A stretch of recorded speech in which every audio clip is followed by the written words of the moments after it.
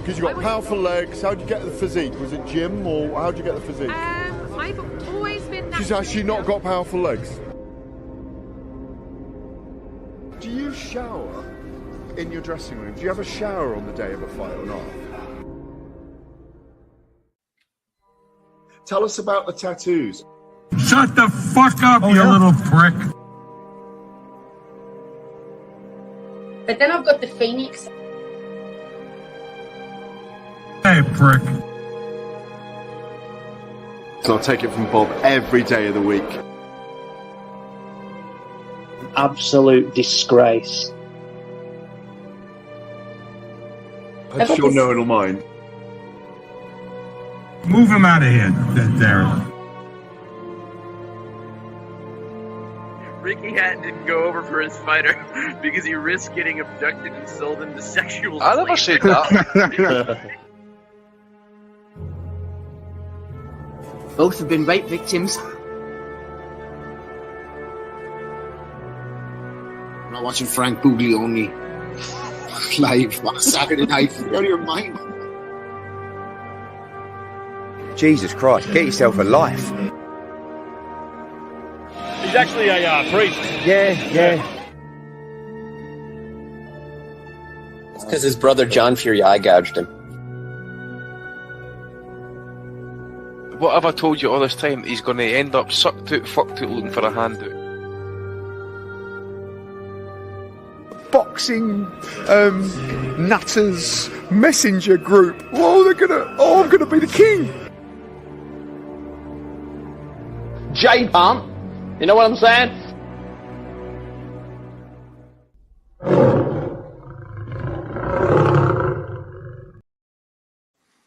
Welcome, folks, to number 587 of the Boxing Asylum Nuthouse, found everywhere you get your podcasts, and also a proud member of the Sports Social Network.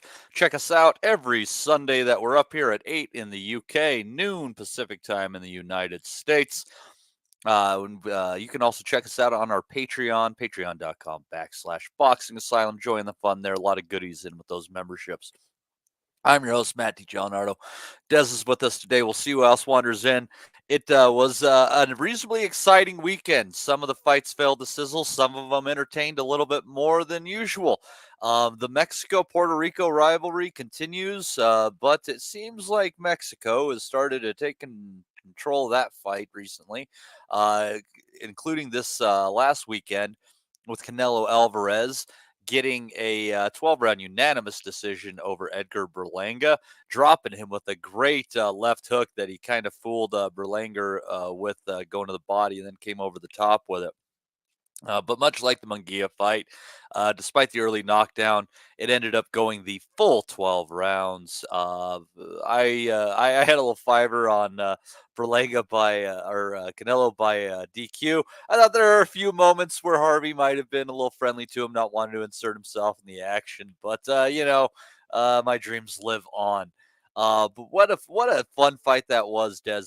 It's not very often that a whitewash like that was 118, 109 on a couple of judges' scorecards could be considered really entertaining. But Berlanga, he soaked it up. He landed some hard shots of his own. He didn't quit in the ring. He didn't quit on himself. I don't know what his ceiling is, but he's a tough kid with some reasonable abilities. It just so happens that Canelo Alvarez is still one of the absolute best in the sport. He's a great pressure fighter. It's not just punches. He's physically in front of you, on you the whole fight. It definitely was. I don't want to say it was an exceptional display, but I think it really encapsulated the kind of fighter that Canelo is at 168 pounds these days. Yeah. I had it 120-107, Matty. How did you score it? Did you keep score? I thought that Berlanga did enough to win the 12th. Yeah, I mean, Berlanga rolled the dice in the 12th, but I still think Canelo won it. But I can see why you might have gone that way.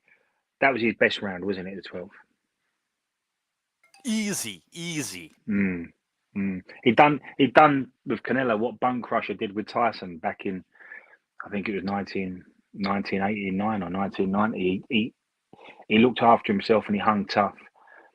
And he got to the last round and that mentally, I mean, Berlanga would have gone through moments in that fight where he couldn't quite see how he's going to survive another 3 minutes or 6 minutes, and particularly in round 3 when he got dropped with a good left hook. And there's no such thing as a soft left hook. If a left hook lands, it's thrown with intent. So he would have gone into survival mode rounds 3 and 4 and 5. And to hear the last bell would have been an achievement for Berlanga. And I've got to say, Berlanga is a fighter of a level. I pitched this last week when I made the comparison. Is Berlanga like a Rocky Fielding? Is he a Avrin Yildirim? I think he is. And I don't have a problem with great fighters having these type of fights. Canelo deserves a couple of easy ones, then a big one. So I pitched Berlanga at that level. It was probably all about two sides. Can Berlanga hang tough and show us something? And how good will Canelo look going into his 66th bout, having turned pro at 15? So the answer to that is, yeah, I thought Canelo looked really good. And there'll be a lot of people in boxing, Matty, that can't quite see what Canelo's good at. They wonder what makes him so good. He's not got a particularly good jab like Larry Holmes had, and he doesn't have that sort of Cesar Chavez style of marauding you and being constant and having it being this ferocious puncher that swarms you. He's not a Ray Leonard. He's not athletic like that. But what's so good about Canelo, and I make a lot of comparisons with Canelo, and I see a lot of similarities to Beterbiev, in that Canelo believes in his toughness, he believes in his size, he believes in his aphorisms, he's dominating, and he's a fighter that has little steps and little feints. And what he does, he invites you, like Beterbiev does, to throw, not in a proactive sense, but in a reactive sense. Last night, particularly in the first 3 or 4 rounds, Berlanga was throwing, not because he was really comfortable throwing, because he was being pushed back a lot, but he was throwing just to try and keep distance or to look like he's doing something. Fighters get into that zone where I've got to keep him off me. I've got to throw back. I've got to be first. But it's Canelo setting traps for you. And in the 3rd round, I think the commentary team said Berlanga's jab might knock Canelo out of his rhythm. It might break his stride. And as soon as I heard that, I felt, no, that's not how it's going to go. Canelo's setting traps for Berlanga, and he's looking for that jab, and he's looking for patterns of that jab. What does Berlanga move first? How does he twitch? How does he deliver it? And almost as I come to that conclusion, Canelo threw this brilliant feint and then turned it into a left hook. And after that, Berlanga was in recovery. And then for the next 4 or 5 rounds, it was Canelo doing what Canelo's really good at, which is little feints, little steps, pushing you into corridors, keeping you in pockets, using that uppercut, using that hook, and inviting Berlanga into that Canelo mixer, which is where Canelo's really comfortable. I had it, like I said to you, I had it 120, 107. I thought Berlanga had a good last round, but I still gave it to Canelo. But this fight, to repeat myself, Matty, was all about levels, and we know how good Canelo is. We know the guys he's beaten, who he's been in with. We know where he's going to be. We know the mark he's already left on boxing, and we're going to talk about him in 50 years' time, please God. And Berlanga, he's come off a Jason Quigley and a Patrick McCrory win. That shows you where Berlanga's at. I gave TJ Doheny a lot of credit last week for hanging tough against Inoue. I'm going to give the same type of credit to Berlanga, although it's a little bit reluctant because he spoke a really good game before the fight, Berlanga. He wore the shades and the tracksuits, and he turned up with his girlfriend in a micro mini dress, and he had Fat Joe walking him out, and he made some big promises. But we always knew this was about levels, and what we knew was going to happen did happen. Let's hope that Canelo has a big one for the next one.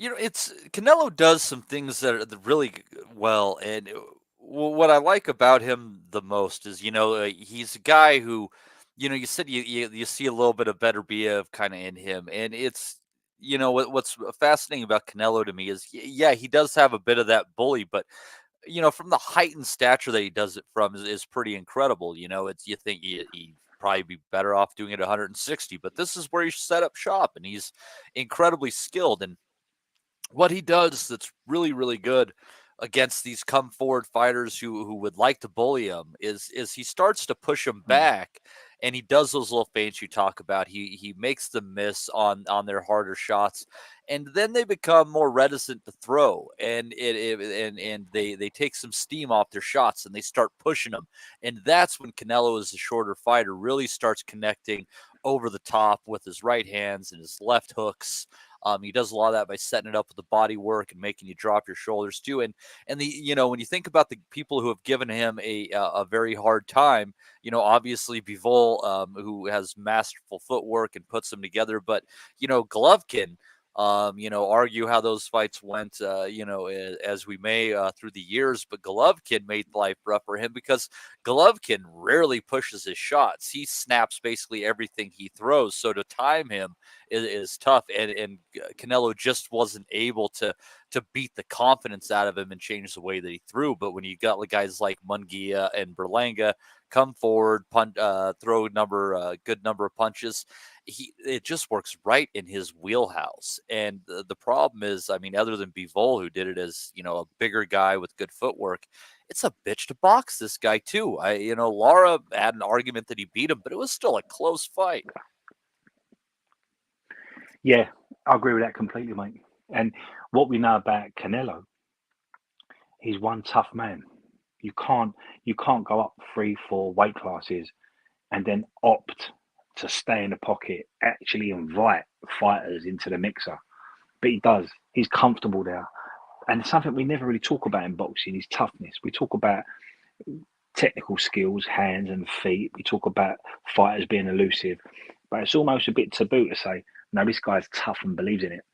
Canelo is tough and really believes in his toughness. He's got a high guard. He's got lovely round shoulders. He keeps his chin down. He's got great basics, great fundamentals. What we don't talk about enough is his IQ. He's got a brilliant ring IQ. He looks for little twitches in fighters. He looks for spots and gaps, and he really exploits them. That left hook that he dropped Berlanga with yesterday was absolutely world class. He just feinted to the body and then whipped it up and dropped him. Canelo is every bit the world class fighter people say he is. We speak very highly of him on this pod. I compare him to Beterbiev because he's got that almost that ignorance of, no, I'm gonna walk you down. I don't care how big you are. I don't care how far I am out of my weight class. I'm gonna do what Beterbiev does at light heavy. I'm gonna walk you down. I'm gonna force you to throw. I'm gonna shuffle. I'm gonna nudge you back. A lot of the guys that Canelo boxes, and Berlanga was an example of it last night, and I talk about this a lot, they throw reactively, not proactively. So you can see last night, you could see Berlanga, he's backing up, and his back leg touches the ropes. And he thinks, right, I've got to do something. And he throws a shot that he wouldn't, it's not an organic punch, it's just to keep distance or keep you off. But that's the traps that Canelo sets. His IQ is brilliant. His toughness is one of the toughest men in boxing. And we saw that in the first two Golovkin fights. We saw that when he walked down Kovalev. This guy is a genuine star, a Hall of Famer, first ballot. I think, well, look, this is nothing new to us. We've been saying this for years about Canelo. I'd like to see now. I'm not so looking forward to I'm not so pushing a Bud Crawford fight because I think Bud's too small for Canelo. But I'd love to see a Benavidez. I really would. That would be the fight that I think would put the icing on the cake of boxing at the minute. I think it would be brilliant.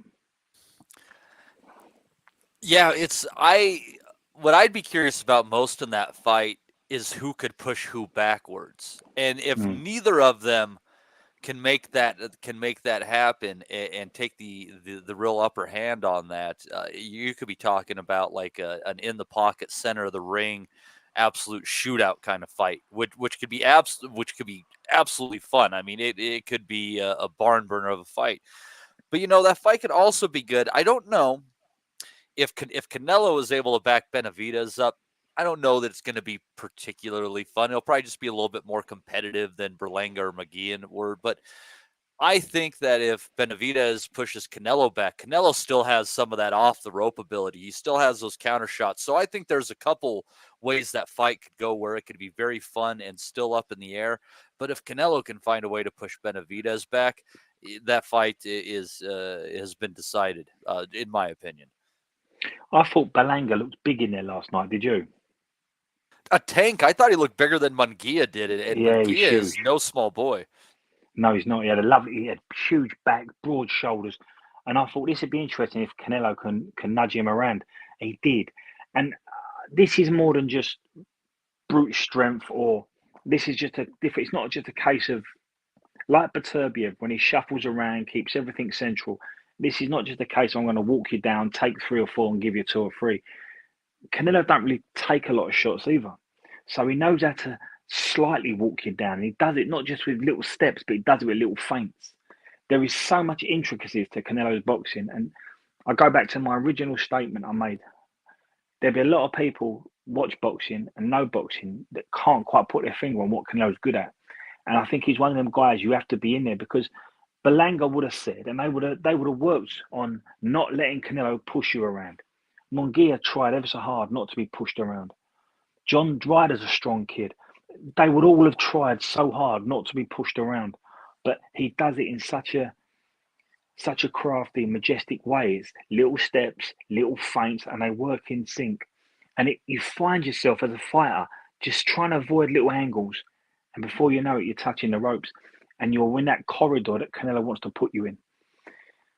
With a Benavidez thing, I think he's genuinely got size and ability, and we don't want to put fighters down on this pod, but I don't think Berlanga's ability matched where this fight needed to be or where he needed to be to stop Canelo bullying him. I think Benavidez has that ability. I think he punches hard enough. I think he's got height. I think he's got experience. I think he'll have the bit between his teeth, Benavidez, and I think he'll make a point of, you're not going to nudge me around. You're not going to take me into little pockets. And that's where I think the fight gets really, really interesting. But don't underestimate Canelo in the Canelo mixer. If it gets close in the center of the ring, Canelo can win that fight too. This is a real hard fight for both guys. I wouldn't know how to call it. Yeah, it's interesting. The Terrence Crawford fight. He seems to not be interested in that one. And as you say, I mean, it's considering size. Most people think it'd be kind of a walk for him. And if the money's right, I kind of think he'd be crazy not taking it. But it does seem that he has more interest for whatever reason in trying to set the record straight against Bivol. And that fight, I mean, as far as it goes, there was, only 3 people watching that fight who scored at 115, 113, and that was the judges. The rest of it had it probably closer to the way the judges scored the fight against Berlanga. Do you think that is there anything that Canelo can really do differently against Bivol that changes the outcome of that fight? I mean, is Bivol his windmill? There could be interjection here. So we don't know what's going to be left of Bivol after Beterbiev gets hold of him. Now, that's not to say Bivol can't win that fight. But let's just say Bivol and Beterbiev go for a Beterbiev-Gavotnich type fight. Then you could fancy Canelo against Bivol after that. But as it stands now, I don't think Canelo beats Bivol. I think Bivol's technically too sound. That word sound. There's no gaps in his game. He holds water.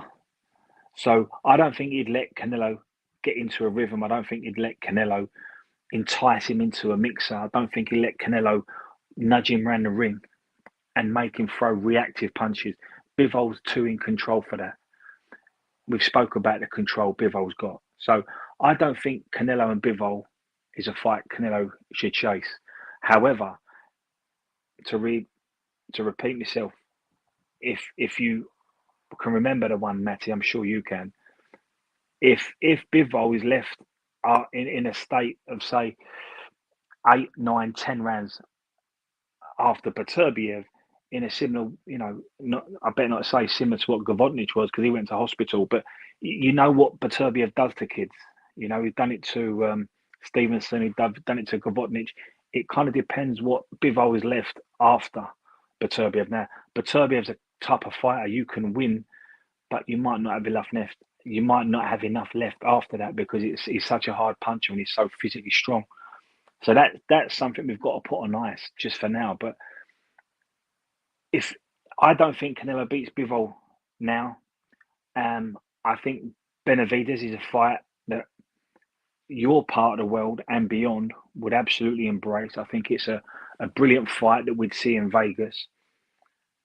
I wouldn't want to see the Crawford one because I just think what I got from the Madrimov fight, as brilliant as Terence was, and as much as he was inviting Madrimov in and he was hitting him with counters, I don't think he's big enough to do that to Canelo.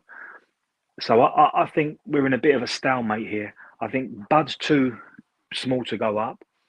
I think Canelo's too small and not efficient enough to go up to Bivol. But I think the Benavidez, who we've seen at super middle, and we can now say that Canelo is a solid super middle, I think that's a natural fight. I'm asking for a lot because Canelo has never shown any interest in that type of fight. But I think that's the one that would really, outside of Riyadh season, I think that's the one that could set the world alight. I'll tell you the interesting Bivol and Beterbiev, just briefly, that was for the longest time, even before the postponement, that fight was basically 50-50 with the books, and the betting markets has opened it up to Bivol being the favorite now. It's very interesting. Slightly, Matty, or by a lot? Just slightly. I mean, you're talking. You'd what? I'd have to make bet 12 to make 10 on Bivol, and bet of 10 would get me 12-ish on Beterbiev. So correct me if I'm wrong, Matty. It was similar when Beterbiev fought Gavodnich. There wasn't a lot in the two kids then, was it, on the betting market? No, it was. That one was very close at the time, It was. Yeah. I mean, and very well coming off that. I mean, I think when they fought, Beterbiev might have only had like 10 or 11 fights in the pros. I mean, it wasn't a lot. Maybe a couple more. And Vosdick was just coming off of that win against Stevenson, ending his career. And he was the top dog. I mean, Stevenson was, basically knocking everybody out at 175 after he touched Dawson with that left hand. Yeah. So it could be a little bit like that, but I don't know. We'll see. It'll be interesting to see if Bivol's feet can win him that fight. In people who aren't paying attention to that as what's the difference maker could be, then they're missing out, because it's basically the educated hands of Beterbiev against the educated feet of Bivol, in my opinion. Would you hold back a prediction until you've seen what type of Bivol's left after Beterbiev, win or lose? Say that again. Would you hold back your thoughts on a Canelo and Bivol pick until you've seen what type of Bivol's left after he fights Beterbiev? Yeah, I if it's one of those fights where I thought that like maybe he takes a brutal beating and stopped, like at that point in time, I think things might change, because I mean, some fights just end your career basically at the top level. But at that same charge, like if he doesn't win and he doesn't possess all those belts, I think it takes a lot of the shine off of that rematch for Canelo, maybe. So that might tank any Canelo's interest in that fight. And maybe Canelo would be interested in fighting Artur Beterbiev. God love him for being so tenacious. But the way that Bivol had him looking as the much smaller man there, I would fear for him if he decided that's the route he wanted to take if Artur wins that fight with Bivol. I think that would be a real bad pick from Canelo. I think every strength Canelo shows, everything he's good at, Beterbiev's as good, but a much naturally bigger guy coming down from cruiserweight. I think it would be that would be all wrong for Canelo. But I think I can see why Bivol was the pick at light heavy, because he comes with a great reputation, just as much kudos. But I mean, it's a funny one. Our boxing, the jigsaw puzzle of boxing works sometimes. I think Bivol could beat Beterbiev, but and I'm not saying that Canelo couldn't outpoint Bivol, but I don't give Canelo any chance with Beterbiev. The styles are all wrong, and everything that Canelo gets from a fighter and what he forces a fighter to do, he just wouldn't work with Beterbiev. That style was all wrong for him. Yeah, they're two fighters for two different reasons that he wouldn't be able to push backwards.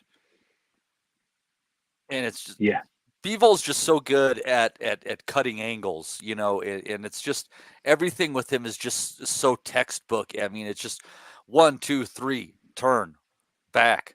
1, 2, 3, turn, back. Like you basically only get you only get a chance to touch him if he gets bored. You know, he's an incredible fighter, and unfortunately, he just hasn't had a lot of those top tier fights, which you know have shown people. And unfortunately, you know this too, Des. When it comes to boxing, you know, people want those big knockouts, and they want or they're like that super flashy kind of speed thing, and they oftentimes miss these fighters who they don't punch that hard.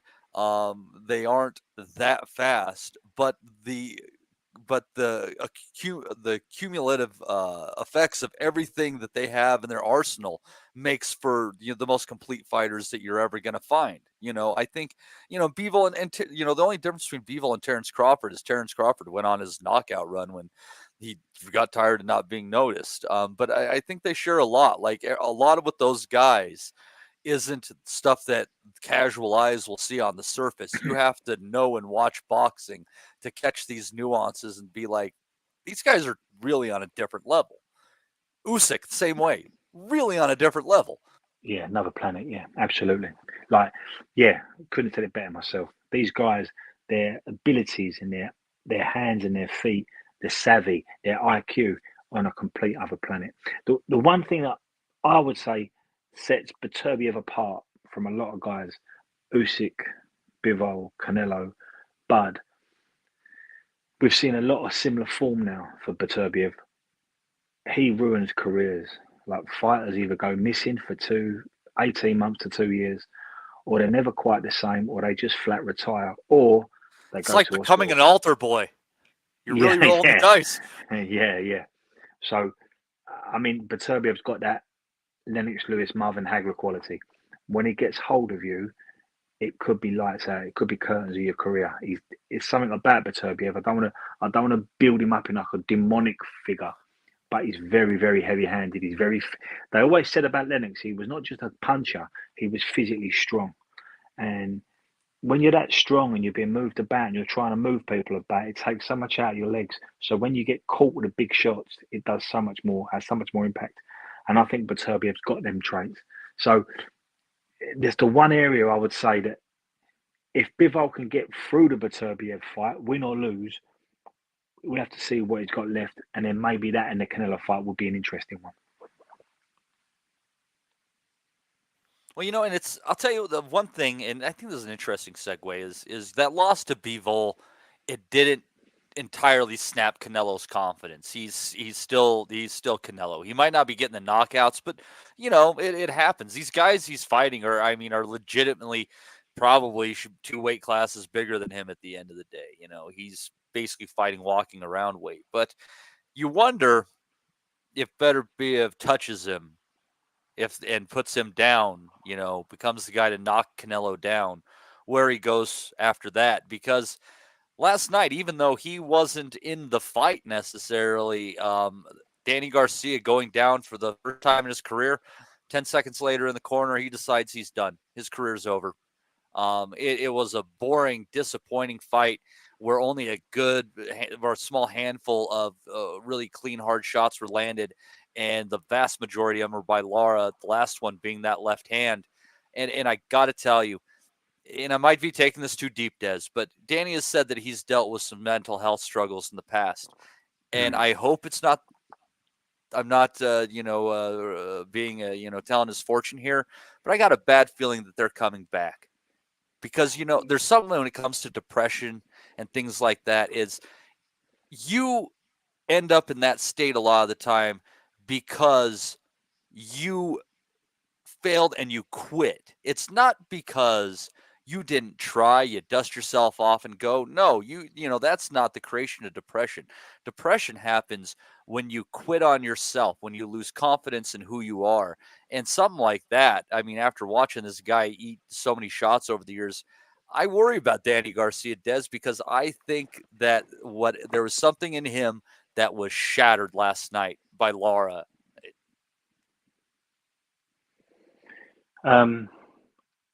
We saw this coming, though, didn't we, Matty? Me, you, Rob. No, Ames. I thought Garcia was going to win. Fucking Rob called the damn knockout. Yeah, the rest of us saw this is a hard fight for Garcia last week, didn't we?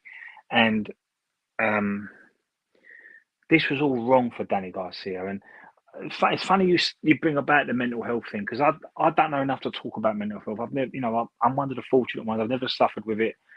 And I come from the 80s where it wasn't a phrase, mental health. I'm not diminishing it. I'm not talking it down. God forbid, I wouldn't do that. But I'm not very averse with the subject. But even me, having watched Danny Garcia break down post-fight in the ring and talk about his struggles and coming to terms with losses and having to pick up the pieces, I thought about his mental health last night when I see him. I hate the word quit, but do you think he took a quit last night, mate? 100%. Yeah. It was hard in there. He was drowning. Yeah. And it's, what's even tougher is you're thinking, you're going in there and, you're thinking, hey, I'm only 36 of going in with this 41-year-old guy, got some miles on him and stuff. And then it's not there. There was Garcia didn't have anything that used to make him a formidable fighter. I mean, I know he lost to a lot of guys at the top level, but it's like nothing was there. That left hook was just totally holstered. He couldn't get past Lara's length, and it was at some point in time, it was just like well, this is a stupid idea. And you know what?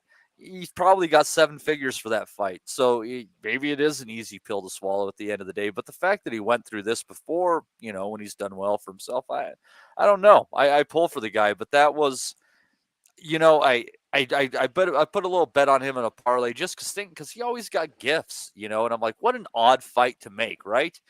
Danny Garcia versus Arislandi Lara for a 160-pound belt. What a weird fight. So I'm thinking, what the hell does PBC have up their sleeve at this point in time, knowing that Garcia was always one of their favorite fighters. And maybe I didn't see what the official scorecards were. Maybe there was something up their sleeves, but Garcia couldn't pull through on his end.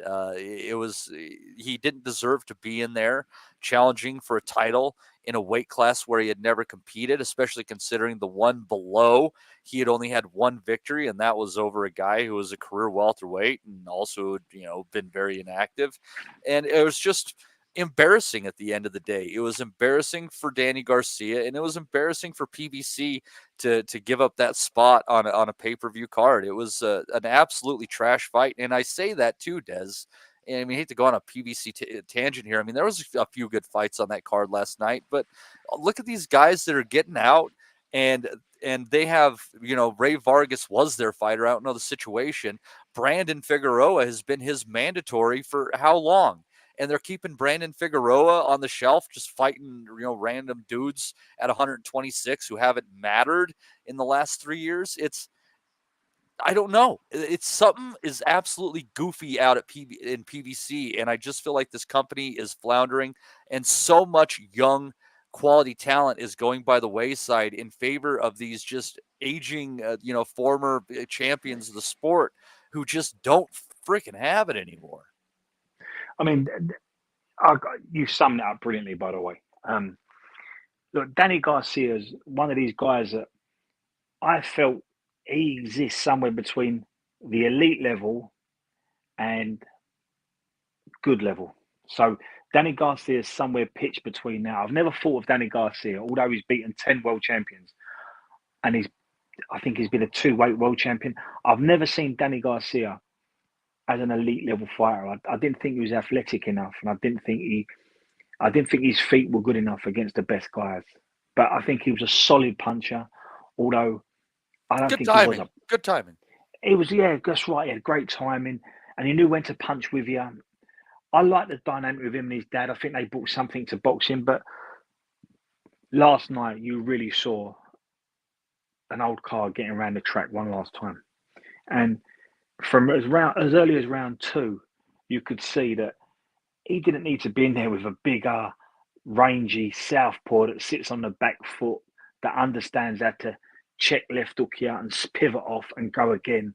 And that was the pattern of the fight. And Danny was sort of walking into Lara's circle space and taking shots, hoping to give one, but Lara was never there, and Danny's feet just weren't quick enough.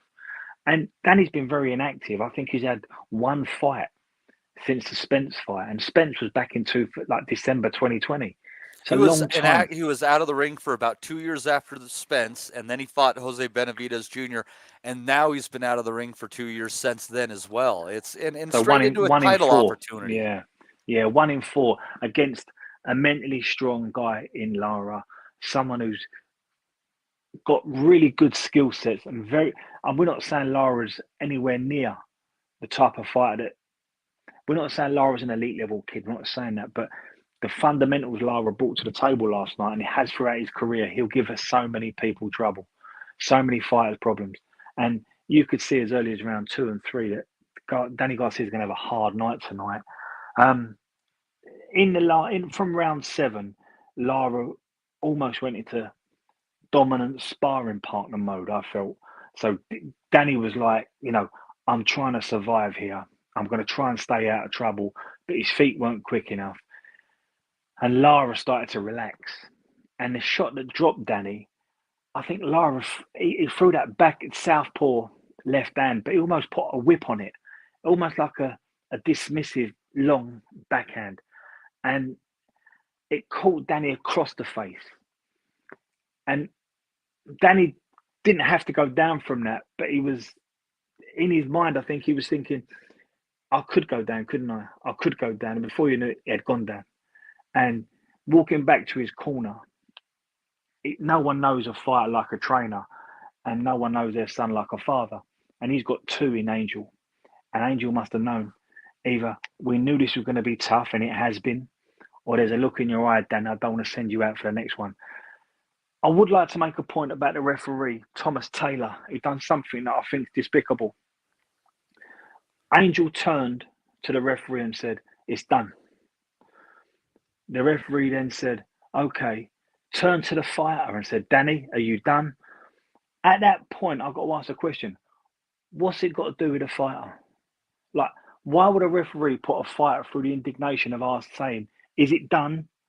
Why would you not take the Chiefs corner's word for it? Why would you not listen to the head trainer? That was really bad refereeing. I've never, ever known a referee to say to a boxer, I'm going to not listen to the head trainer. I'm going to ask you, are you done?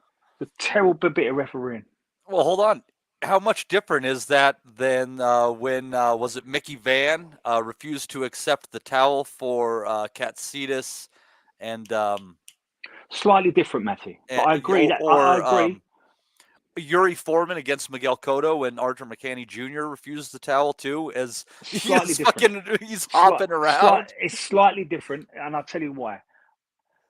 It's in the rules that you do not have to accept a towel from a corner. The referee can stop it. It's a referee decision to stop a fight mid-round.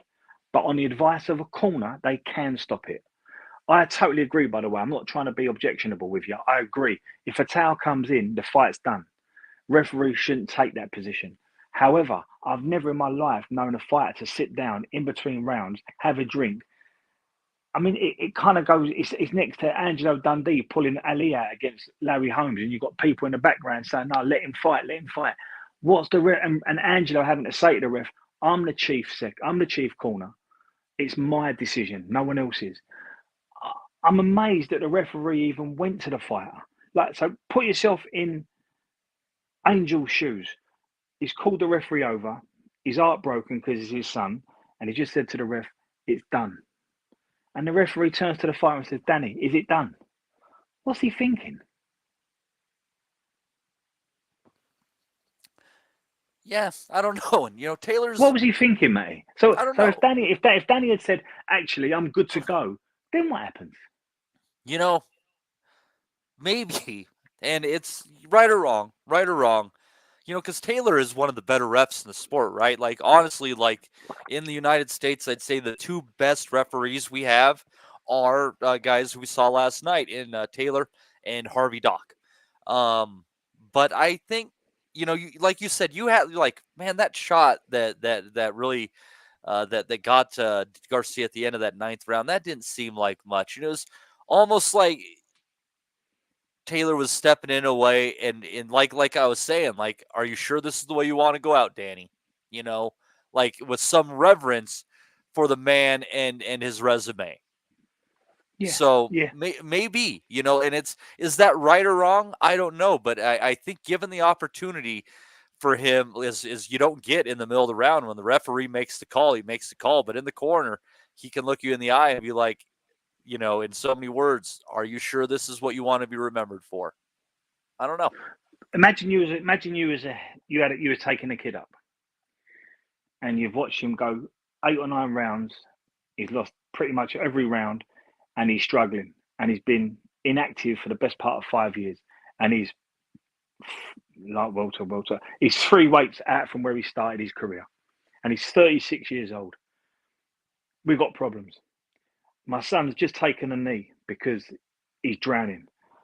He walks back to the corner end of the round, and you look at him, he looks at you, and you say, "Ref, I'm calling it." And the referee goes past you and says to the fighter, "Are you okay, Joe? How do you feel?" I'm trying so hard not to swear, but what the F's that got to do with a referee? Since when do referees ask fighters when a trainer's giving you an instruction? I'm asking a question. If Danny Garcia had said, "No, I'm good," because a lot of fighters would have done. "No, I'm good. I don't want to quit." What then? What happens? Does Angel step aside, and is the referee now making that call? You're right. Thomas Taylor's a good referee, but I don't know where we got that remit from, and I just wonder I wonder if someone's going to speak to him about that, because if you'd done that on another night with another fighter, and he goes out and takes a good hiding and gets hurt, then where do we go? No, that's a fair point, and I'll tell you what though, in this specific situation last night, especially knowing the Garcias, how combustible, how emotional they are. They're very passionate people, right? So if Danny looks at Taylor when he says that and he's like, "Yeah, I'm good to go," and Angel looks at him like, "Danny, I don't think so," and he's like, "No, I'm good to go," and they get a little bit back and forth. That is the only way you would have gotten a little bit of pep in his step, where he might have had a chance to go out there and swing it. Is like trying to light that fire, and that whole family dynamic in its own way is like if he couldn't get in an argumentative mode for that, then yeah, he was done. He was definitely done. And then I said to you when we started talking about this fight, do you think Danny took a quit? And we hate that word in boxing. It's such an emotive word. And the first thing you said, "Oh, definitely." And we don't like saying that about fighters, but in context, Danny took a quit last night. Like, he wanted out of there, and that's why I'm so passionate about it, because I could see Danny drowning from round 6 onwards, and Lara growing in the fight, and you've got an arena full of half Puerto Ricans. We don't want people being carried out of rings on stretchers when they don't have to be. Danny was cooked. Danny was done. We know about his inactivity. We know about his age. We know about his troubles. We know he's 3 weights out of his genuine weight class. We don't need a referee being brave for the fighter. Yeah, well, and that's the plug was pulled, and we at least we don't have to actually explore if it did happen, because thankfully it did not occur. But Thomas Newman, on a not necessarily a sidetrack, we're on the same train, just a different car, I think here, said, "I think these PBC guys like Garcia and Thurman went through a period of earning a disproportionate amount of money with contracts that couldn't deliver the minimum they were promised 2 to 3 times a year. And I was basically arguing this same thing earlier today with Adam Abramowitz. I think a lot of you guys know him from Twitter. He writes for The Ring sometimes. He's a very knowledgeable boxing guy. But I was getting more on the side of, Al Heyman. And everybody knows I'll constantly go back to this. Andre Berto earned $1 million to fight Freddie Hernandez on regular HBO. And that, maybe that wasn't the beginning of the end, but that's kind of a red flag about the money that was getting tossed into this. HBO leave, Showtime leave. It is on Heyman at the end of the day for where this is. It's not, and people be like, oh, look at how much money DAZN is throwing out. There's still money in boxing. Look how much money DAZN is losing right now. Yeah. We're not talking like they're losing, $1 million a year, and guys got deep pockets. They can eat this. No, they're losing over $1 billion in 2022, which was an improvement over 2021.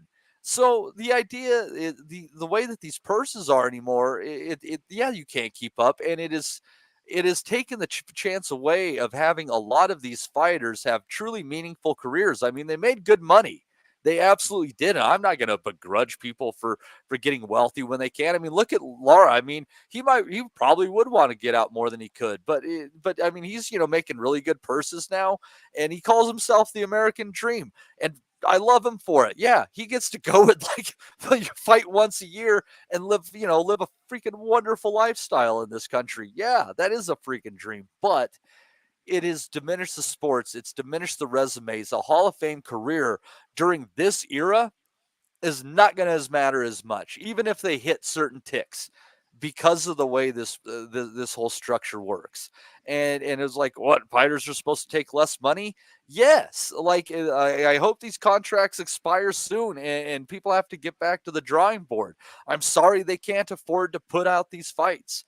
It's ridiculous. I would have loved to have seen any number of fights with Keith Thurman, as you guys know. He's one of my favorite fighters. And it sucks that he got injured before the Zoo fight, even though he probably would have lost that one. I think, 154 against Zoo would have been a hell of a step for Keith, especially with the body punching. But nonetheless, these guys, and it's not entirely their fault, it comes down to the promoters providing dates. And now that HBO is folded and Showtime is folded, Top Rank is probably not going to get a renewal on their ESPN contract when it expires in 2025. So what the fuck are we left with at this point in time? And it's a little bit conspiratorial, and I'm not saying the dude is a racist, because that's the wrong way to say it, because there's admiration in part of this, but the execution is shit. I think if you look at somebody like Al Heyman and what he has done in the sport, I could see a guy who's basically said, look at the way that these fighters have been exploited by their promoters, by their networks for all these years. I mean, you're talking, Don King and stuff like that too. So, I mean, this isn't just like, putting it on, the white promoters. Don King fucked over as many black people as the United States legal system. Don't kid yourself. And he's saying, you know what? I'm going to try to get as much of a chunk of this sport by becoming an advisor, quote unquote, for these fighters, that I can change the leverage game in this sport. And he's like, and I'm going to get all of this fucking money back. And he did. He absolutely did. And he had to bankrupt 2 networks and take the sport out of the public consciousness for it to do it. But I mean, all the good things that people said that PBC did, it was ultimately negated for the fact that there's no way to make money on boxing at these numbers. And somebody lied to people about what they could produce, because, their investment fund lost money too, I believe. I don't know. PBC has put on some of the best fights of the last 10 years, but simultaneously, you're lying to yourself if you don't think that they have actually utterly destroyed the sport of boxing in the process. Yeah, well said, Matty. And we spoke about this at the time. There's been a lot of price hiking. There's a lot of overinflating the market, and that's never a good thing. When has a market ever benefited from being overinflated? You have a bubble, and bubbles burst. It burst, and you've got mid-card guys getting paid sometimes main event money and beyond, sometimes touching pay-per-view money, because promoters are desperate to keep guys hot, keep them under their promotional banner. But then where does that fighter go? I think this is a big topic. Genuine stars is because they will want bigger money than what they got last time, but that's just not there. And I bang on about the 90s boxing scene quite a lot, but guys that were in, say, fighting for heavyweight titles or in and around the top 5, top 10 heavyweight scene, sometimes they would go out for short money, but they got out, and that winning fight pushes you to that big one. But it just seems now that guys want the big one because that's what they've already had. I remember Eddie Hearn saying once, we're never going to get Carl to fight Triple G or Carl to fight Chavez. And I don't know the machinations behind the workings out, the dealings of those fights. Of course I wasn't there. But I remember Eddie said something, and he said, it's just taken an absolute fortune for fighting George Groves. If we can do the numbers and if we can pull as many strokes as we have to, we can probably get him a third of that to fight Triple G. And he ain't going to do that because nothing goes backwards. And Carl never did. So let's just say Carl took home 10 million quid. I don't know the numbers, but let's just say he took home 10 million quid for the George Groves Wembley fight. And they've offered him 4 million for Triple G, which is the proper number. Carl's going to say, well, why am I taking 4 million to fight Triple G, who's one of the best middleweights in 100 years, when I just got paid double and a half to fight George Groves, who I've already beaten? And that's the problem we have with Tank, with Devin Heaney, Ryan Garcia. That's the problem we have sometimes with Bud Crawford. Sometimes, because these guys don't have guaranteed site fees, it's what are you worth on tickets? What are you worth in? What can you generate in pay-per-views? And the number don't stack up. It's not like when Oscar had it, or the Klitschko's had it, or when Mayweather had it. These guys don't have guarantees of $32, $42 million before you start promoting and marketing, and that's the problem we've got. So when Eddie was and DAZN and Al at PBC was overinflated the market and corrupted it, this is what it's brought us to. We're not better off for it now. Everything you just said, I'm agreeing with. Well, yeah, I mean, you go to the DAZN side. I mean, let's not put it all on Al Heyman, right? Because I mean, no, DAZN would be a component of this. Yeah, I mean, the fact, like, some of the dollars they're paying, like we've talked before, to guys like Jesse Vargas, Tevin Farmer, like, you know, it doesn't make sense, and it always I just find it bewildering, and it's, you know, and it's kind of conflicting for me because I definitely kind of side in when it comes to opinions and the side of the world that has degrees. But let me, like, I watch like shit in boxing happen, and you know, like all these people, they run their numbers and you know, they got their business degrees and shit like that. But you know what they can't teach you in college, Des, that matters when it comes to athletics and entertainment is how to recognize talent. There's not a degree for recognizing talent. And whoever pays that kind of money to some of these guys doesn't know how to recognize talent. It's just like, you know, he had a good enough career. You know, I don't want to knock it. Sometimes we had to set the standard too high, and we give guys too hard of a time, you know, when they fall off. But the way that people thought of Adrian Broner, you know, just because, you know, he could punch a bit and he fought out of a shoulder roll. Oh, he's the next coming of Floyd. Yeah, nobody looked at the way that he moved like, you know, he was walking in mud. You know, simple things. But somebody decided that, you know, he's got to be one of the number one stars in the sport. You know, Jesse Vargas, you know, not only did they pay him a bunch of money beforehand, and we all know the way the wheels of boxing turn. I struggle to even think of the fights because there were so many fights where I thought Jesse Vargas got a gift decision, and you can't figure out why the hell the world of boxing, in all the ways that it works, protects and pays these people better than some of the most talented fighters who languish on undercards in trying to find fights outside of club scenes, are stuck in horrible deals with small time promoters. It's unbelievable. And the fact that these folks have such a lack of an eye for talent it's just bewildering to me, because that's how you're supposed to make money in anything, is by being able to go back to the movie The Jerk. You got to know the difference between shit and shinola. Yeah, well said, Matty. So anyhow, we've had some good rants there. Garcia's done. Lara, 41 years old. God knows, the middleweight division, how would the Brits call it? Des say utter gash. Is that the proper term? So when you look at it that way, what's the next move for Landy Lara? I mean, it's goofy, and what a strange defense. My God. Yeah. But can you see how Lara's style, it ages well, doesn't it? I'm not saying he's going to be a force at middleweight. Of course, I'm not. It's like Hopkins. I'm not saying he goes. I'm not. Doesn't. Yeah. It's like Hopkins. It doesn't take a lot of energy to do what he does. It doesn't. No. And he ages. It ages really well. And sometimes guys like Lara, you think if you can just hang around long enough, you're going to have a really good 2 or 3 or 4 years at the end, when you clean a lot of things up, if the division lends itself like that. And who was the other Cuban kid that we see? He was all wrong for Pacquiao, but he was all wrong for Manny Pacquiao. But he was, yes. And you think, like, he's another one. He could clean up in the last 3 years, and then, I mean, a lot of fighters historically earn their most money in the last quarter of their career, but these guys could really hang it out and earn more money than they ever thought they was going to earn. In answer to your question, where does Lara go? Oh,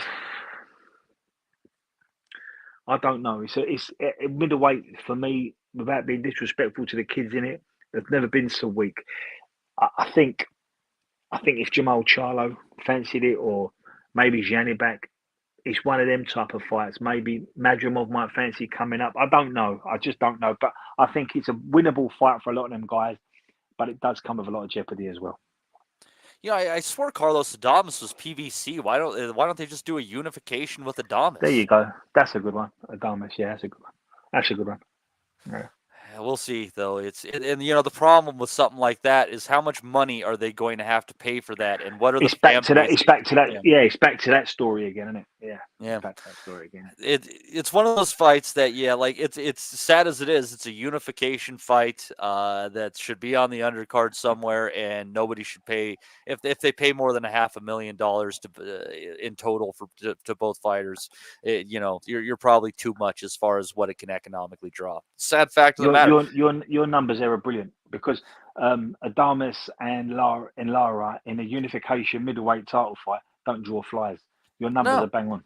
And it's a shame. It's a shame, because Lara is a fantastic fighter, and if and I don't know how far I would take this argument, because I don't know if it has legs, but we had that crop of Cuban fighters who really kicked off, about 10, 15 years ago in there. You had Gamboa, Rigondeaux in there. You had some heavyweights. You had Olainer Solis in there.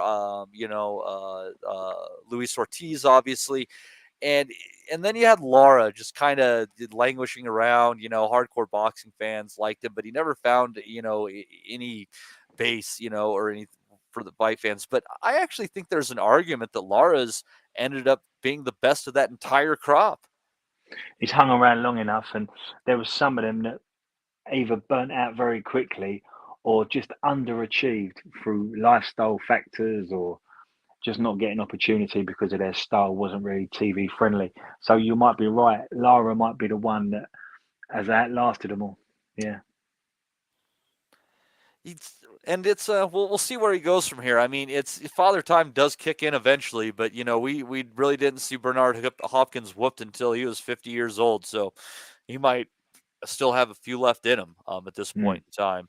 A fight, it's funny. There's a fight. Obviously, we caught on the undercard, but a fight we both missed. I think it was funny when you're mentioning it to it, and I'm like, I haven't gotten much sleep the last couple of nights, so I bought the pay-per-view. The first fight was Raleigh Romero, and I'm like, I think I'm going to rest my eyes for the next hour. I had no interest in watching it whatsoever. I don't think you did either. Raleigh came through with the UD on that one against Miguel Yamas. I was wrong. It's not James. I was thinking, what are the odds? But Yamas. So anyhow, Raleigh moves forward to something. Does anybody care? No. I guess it's kind of like the tree falling in the woods. Nobody's around to hear it. Whatever. But he'll keep yapping on social media so someone will hear him say something. An unexpectedly fun fight where you talk about inactivity maybe hindering a fighter and making him play down a level was Caleb Plant getting a stoppage victory over Trevor McCumbee. McCumbee getting a knockdown, just kind of pushing him back with some body shots, kind of a questionable call. But they exchanged some hard shots. I got to tell you what, as there at the beginning of that fight, McCumbee was finding a home for that short left hook when Plant was getting squared up on the ropes, and he ate some shots. I mean, I think that Plant was legitimately hurt a couple of times in the fight before eventually just kind of taking it to McCumbee, taking over, backing him up, hurting him, eventually getting the ref stopping it right as the bell was ringing for the end of the round, I think in the 8th or the 9th. But it was an unexpectedly fun fight. Where Plant has obviously lost something, but whatever he lost made it so this was a reasonably even match fight for the first 5 or 6. So it's an interesting one because we've spoke about this situation, I think only last week, Matty. I said to you, in a country like America with 450 million people and 50 states, and every state could be a country, it's really possible to get lost in boxing. And you could have fighters build 20, 25, 30 fight records, having never been beaten. They might be really raw. They may never won any sort of amateur titles, but they're building up careers on small hall shows, not leaving their county, not leaving their state, sorry. And Trevor McCumbee looked like that. I mean, he went in at 27-0 with 21 knockouts. And you're thinking, at least he can punch at some level. But I wasn't sure what level that was. Now, we know Caleb Plant is a world-class operator and on his day can throw really good world-class shots. It reminded me of if you've ever been in the gym and you're a reasonably good fighter and your trainer says to you, will you do me a favour? Will you take this kid around? Mentally, it switches you off because you're just working on your feet or you're working on angles. You certainly don't want to, put it on him. You don't want to hurt the kid because you don't think he's at your level. So it's about taking him round. And then you discover this kid's got a good jab and he can crack a bit.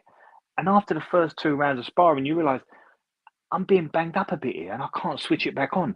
And that reminded me a little bit of Caleb Plant last night. McCumbee was raw. He didn't know how to throw a proper right hand. He fell into his shots. He was stumbling at times. But he was offsetting Caleb. And Caleb couldn't get into a rhythm. And it's a classic case of 2 levels meeting. And McCumbee's rawness was causing Plant problems. I don't mean getting beat type of problems, not that at all. But it meant Caleb couldn't be as fluid and as smooth and have it all his own way because you had this guy that was a bit cumbersome and a bit rugged and he could punch a little bit. And look, the knockdown, I don't think was a knockdown. I think he landed with a shot in the arm and he pushed him with his right hand and Caleb went over heavy. But I don't think it was a legitimate knockdown, although he got counted. But I don't think Caleb really got into a rhythm. And when the fight was stopped, I think it done Caleb a favour and he thought, and I think Caleb would have come out of that one thinking, it's the last time I ever take my eye off the ball and take these type of fights again, because he wouldn't know much about McCumbee. As far as McCumbee goes, I think he'll go back to state boxing. I think he'll always win at a certain level, but he didn't look polished enough, technical enough to go anywhere near any type of title, area title, or anything above that. I thought that he showed just enough that, and I don't think I doubt he has a contract with the PBC. I imagine this was kind of a one-off based on some ranking somewhere kind of bullshit. But I think he's got enough to him that you know, if you've got a young guy you want to test a little bit, and you just Right. got a bit of curiosity, and you're like, yeah, I don't know if he's worth the investment. He's got just enough about him. He's got just enough wrinkles to his game because apparently he had a pretty deep amateur background that I think there's something for him in kind of taking on those young guys that don't have like a super deep amateur background, and they're sitting 10-0, 11-0 in the pros, and you just got to see if they're worth moving up the ladder a little bit. That's exactly what it will be, Matty. But what you're saying there is you're going to bring him in to get beat by prospects. Is that what you mean? Potentially so, or Yeah. actually he might, he's got just enough too that he'll, if you were to just take, your randomized, 9-0 to 12-0 Yeah. kind of prospects, give me 10 of them. I bet you he beats 2. Yeah, he could catch someone out because he can crack a little bit and he's rugged and he's raw. I thought he was technically short. I've got to say, I thought he fell into his shots and he didn't understand distance and range. But Caleb's a very good fighter who was an international amateur, and I say this to a lot of. I always say this: imagine being on a 12-man American squad. Like it's 450 million people in that country. Like you're on a 12-man squad. So Caleb's a very good technical fighter, and McCumbee was a lot short of that. I totally agree with you. We see a lot of this in the UK. Kids that account for themselves really well, and promoters half fall in love with them, and so does the crowd. Like me and you have half fell in love with McCumbee on the back of last night because he gave it a go, and he gave Plant things to think about.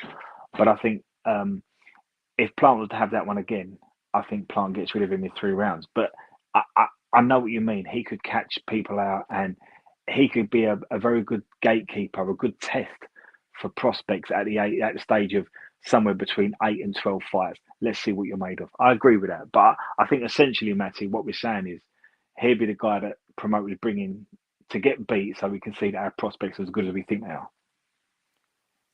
And I got to say, he did more with his chance against a washed up, I wouldn't say washed up yet. We'll see. It's tough after the inactivity, but a not what he used to be, former champion. I mean, he did more with that shot in a what you would call, it was on a pay-per-view, but not necessarily a marquee booking in a sense.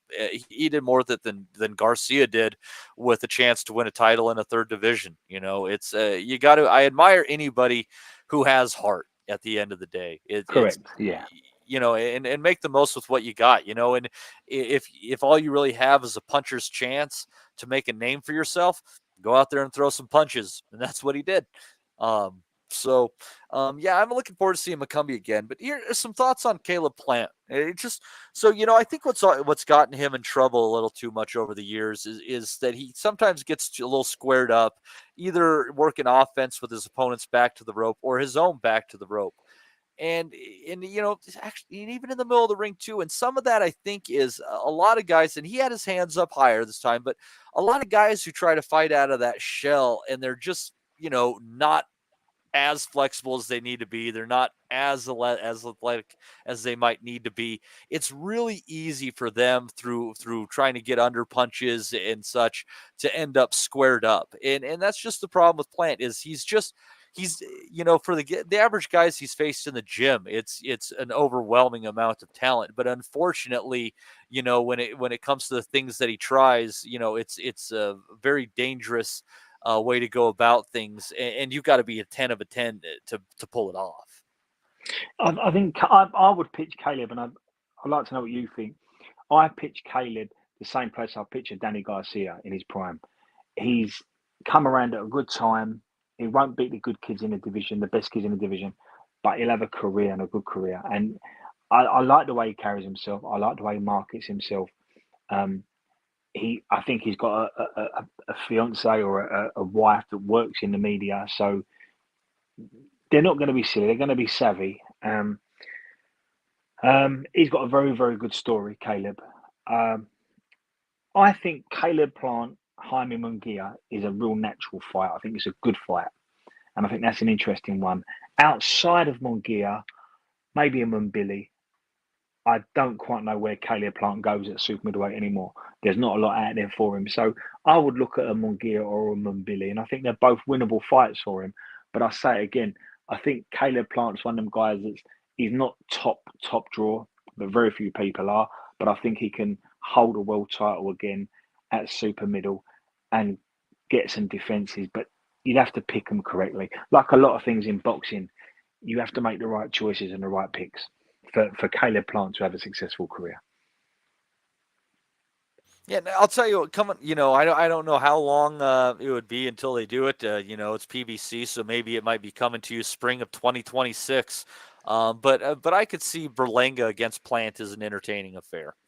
Sorry, I should have said that one as well. That's another good fight. Yeah, I agree. Yeah. Yeah, Berlanga and Plant's a really good fight. Yeah, that's another one. Yeah, so we might... Can you see how they're all the same then, mate? Can you see Mbili, Munguia, Plant, Berlanga? I think they're all fighters of a similar level. There might be a little hierarchy amongst them, but I think that's the pitch.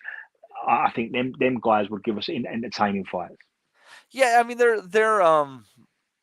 like so they're all at the same level, but they have different attributes. So if you were to throw a handful of these guys into a round robin, A might have beat B and B might have beat C, but there's no reason that C is not going to beat A. Actually, it's just the triangle theory is not going to work in that one.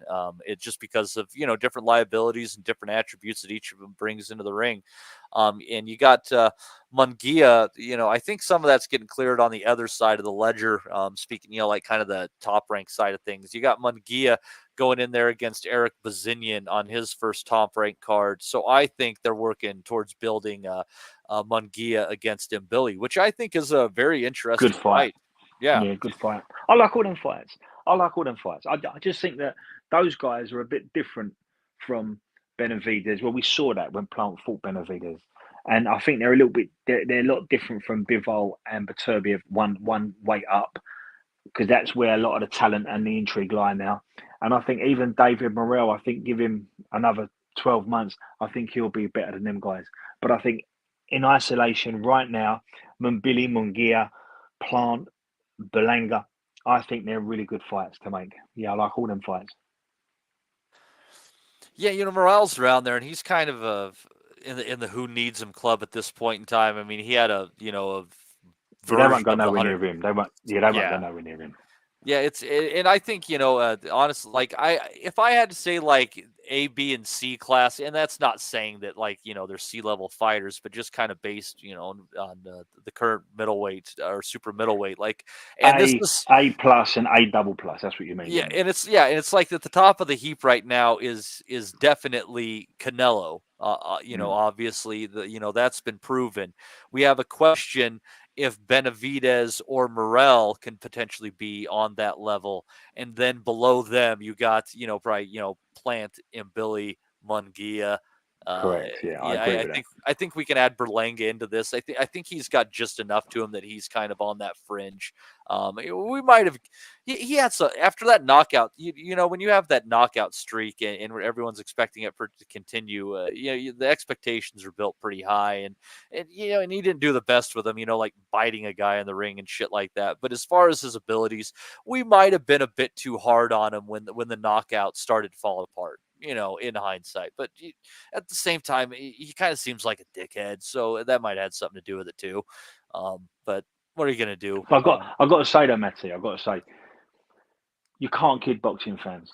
Like to love boxing, you've got to know boxing, and you have to watch it like us guys do. The guys in the chat, we can throw out a name and people like we're not here for Anthony Joshua and Canelo. We're here for all of it. And when you watch enough boxing, you know if someone's serving you up a beef burger but trying to tell you it's a fillet steak. And for a lot of Berlanga's career, he was having knockover jobs. Now you can do that for 4 or 5 fights and step up, but we never saw a sufficient step up. And then what boxing fans do, they say, well, hold on, this is it's a bit repetitive now, and we need to see a step up. And we never quite saw that with Berlanga. So when he started, I think after about his 15th or 16th fight, when he stepped up and he weren't getting rid of him. It's what Ames made the point last week, and I agreed with him, that he's now reluctant to engage because they're not getting knocked over. And I think boxing fans are proper boxing fans I'm talking about. They're a hard group. They're a hard group of people to kid. You're not gonna kid us when it comes to the abilities of a fighter, how good a fighter is, because we can see it and we know what we're looking at.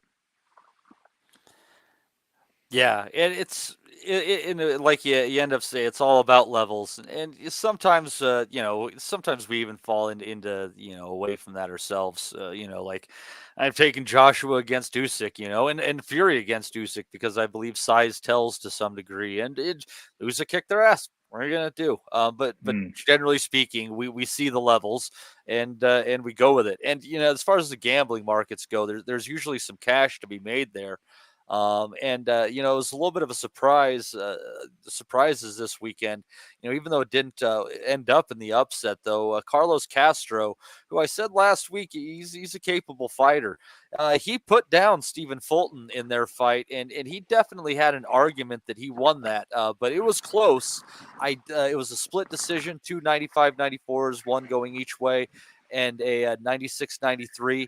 I thought the cards were pretty darn fair. It could have gone either way, but it's that was not the featherweight debut that I think Stephen Fulton was looking for, Des. No, it wasn't, but it was a good one for him. And I like Stephen Fulton. I know you've got a soft spot for Castro. I've got a soft spot for Fulton. I've been watching Fulton a long time, and he's one of them smaller guys that have come through the Philly boxing program, not been able to punch. So he's worked on so many other attributes of his game. I like his movement. I like his compact style, but he understands angles. Most people would have seen Fulton against Inoue, and that's a real bad time to judge anyone. It's a bad time to judge Neary. It's a bad time to judge Jamie McDonald. It was a bad time to judge TJ Doheny. You name it, the monster can make you look bad. But Stephen Fulton's a really good fighter. And I'm going to let you talk about Castro, and I'll do the Stephen Fulton pitch. I think Fulton, this is a guy that's, I think was he now 21 and 0 or 21 and 1 now. He was 20 and 1 going in. This is a guy that's fought 11 unbeaten fighters in his career. This guy's had the Philly upbringing. He's gone abroad. He's fought for world titles. He's stepping up another weight. I would have liked him to have stayed at Super Bantam because I think that's where his future lies. I think he's a real good kid. I think he's got the beating of a lot of the good kids down at Super Bantam. Ramati, remind me, he's beaten Angelo Leo before, who's now a world champion. Did he beat Brandon Figueroa? Yeah, he beat Brandon Figueroa. Yeah, this is a good kid, Stephen Fulton. He's a good kid, Stephen Fulton. And Castro lost to Brandon Figueroa, by stoppage too. It's like again, styles make fights. Triangle theories don't work. Correct. No, but Brandon Figueroa is a very good fighter. We spoke about him a lot on this pod. I thought Stephen Fulton was worth the money last night. It was a close fight, and I never talk about robbery in a close fight. I had Fulton winning by 2 rounds, but I think he was comfortable 2 rounds. But I wouldn't have argued if it had been narrower. I would have been surprised if Castro got it because I think Fulton was a bit more assertive, and I thought he looked a bit more accomplished. But it was a good fight, a fun fight, and I can see why Castro and the people in the Castro business think he might have got it. But look, Castro can come again. I'm with you though. I would like to see Fulton go back down to Super Bantam. I don't think featherweight is where he belongs. He's not a puncher at bantamweight, so I don't want to see him at feather. But he's a very skillful fighter, understands angles. He's been around all the Philly gyms. He's got a very good pedigree. He's beaten some very good fighters. So I think he's got a long way to go, Stephen Fulton. If he can put the Inoue thing behind him, it'd be exciting to see where he ends up. Yeah, well, the thing is, he said he couldn't make weight really anymore. He said that Inoue fight, that was a killer getting down that last few pounds. They all say that, don't they? They all say that. They do. He ain't a monster at the weight. I mean, he ain't huge at the weight. Is he? I don't know. He's 5 foot. He's like 5'10", I think. Oh, is he? I'll take that back there, mate. Who might say what he can struggle with? But making weight's never been easy for anyone. I mean, you've just got to try and get your head around it. But look, if he wanted to compete at featherweight, I'm with you. It ain't where I'd like to see him, but if he's comfortable with it, he's got the skills to burn. He knows how to hit and not be hit. He comes from a very good part of America where they teach that. But like I say, he's not a puncher down at bantamweight, so I wouldn't expect to be a puncher anywhere near a puncher at featherweight. And they No, are. I'm wrong. And He's now, 5'6". I'm fucking way wrong. right. I'm going to say No, he did look a bit small. Figueroa is the tall one. Figueroa is like 5'9", I think. Yeah, Figueroa is like, he's got long arms. He's marauding, but Fulton's beaten Figueroa, and we crow about Angelo Leo and how good he was against Lopez. Fulton's very, very good, and he's in that top class. Again, don't judge Fulton by the Inoue fight. Inoue does that to all of them, and they're all very, very good fighters he beats. I would like to see Fulton back down at super bantamweight, assuming he doesn't wake up at 6'1" tomorrow, like you say he is. But if we can get him at featherweight, yeah, why not? But he's going to have to work, because last night was a hard one. But Castro can do that to you. So going back to the possibility of PBC fuckery with some of these things, would you be shocked, even though Figueroa is his mandatory? Because again, on a styles make fights basis, I think not only does Figueroa beat Ray Vargas, I mean, because he just out physical him. I mean, you saw the way short Nick Ball did with that. I think Figueroa is a nightmare for him. But I also think, style-wise, I think that Stephen Fulton it would definitely be a lot of struggle for Ray Vargas. So would you be shocked if, despite Figueroa sitting on this mandatory status, that if PBC doesn't just try to make Stephen Fulton against Ray Vargas for his title? No, I wouldn't be surprised at that at all.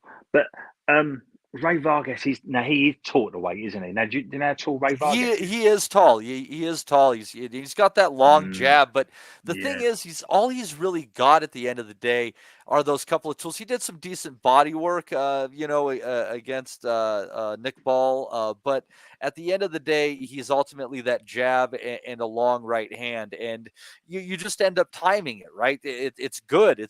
They're great tools. They can carry you a long way, but the better guys can start to figure it out and time you, and that's what I could see happening.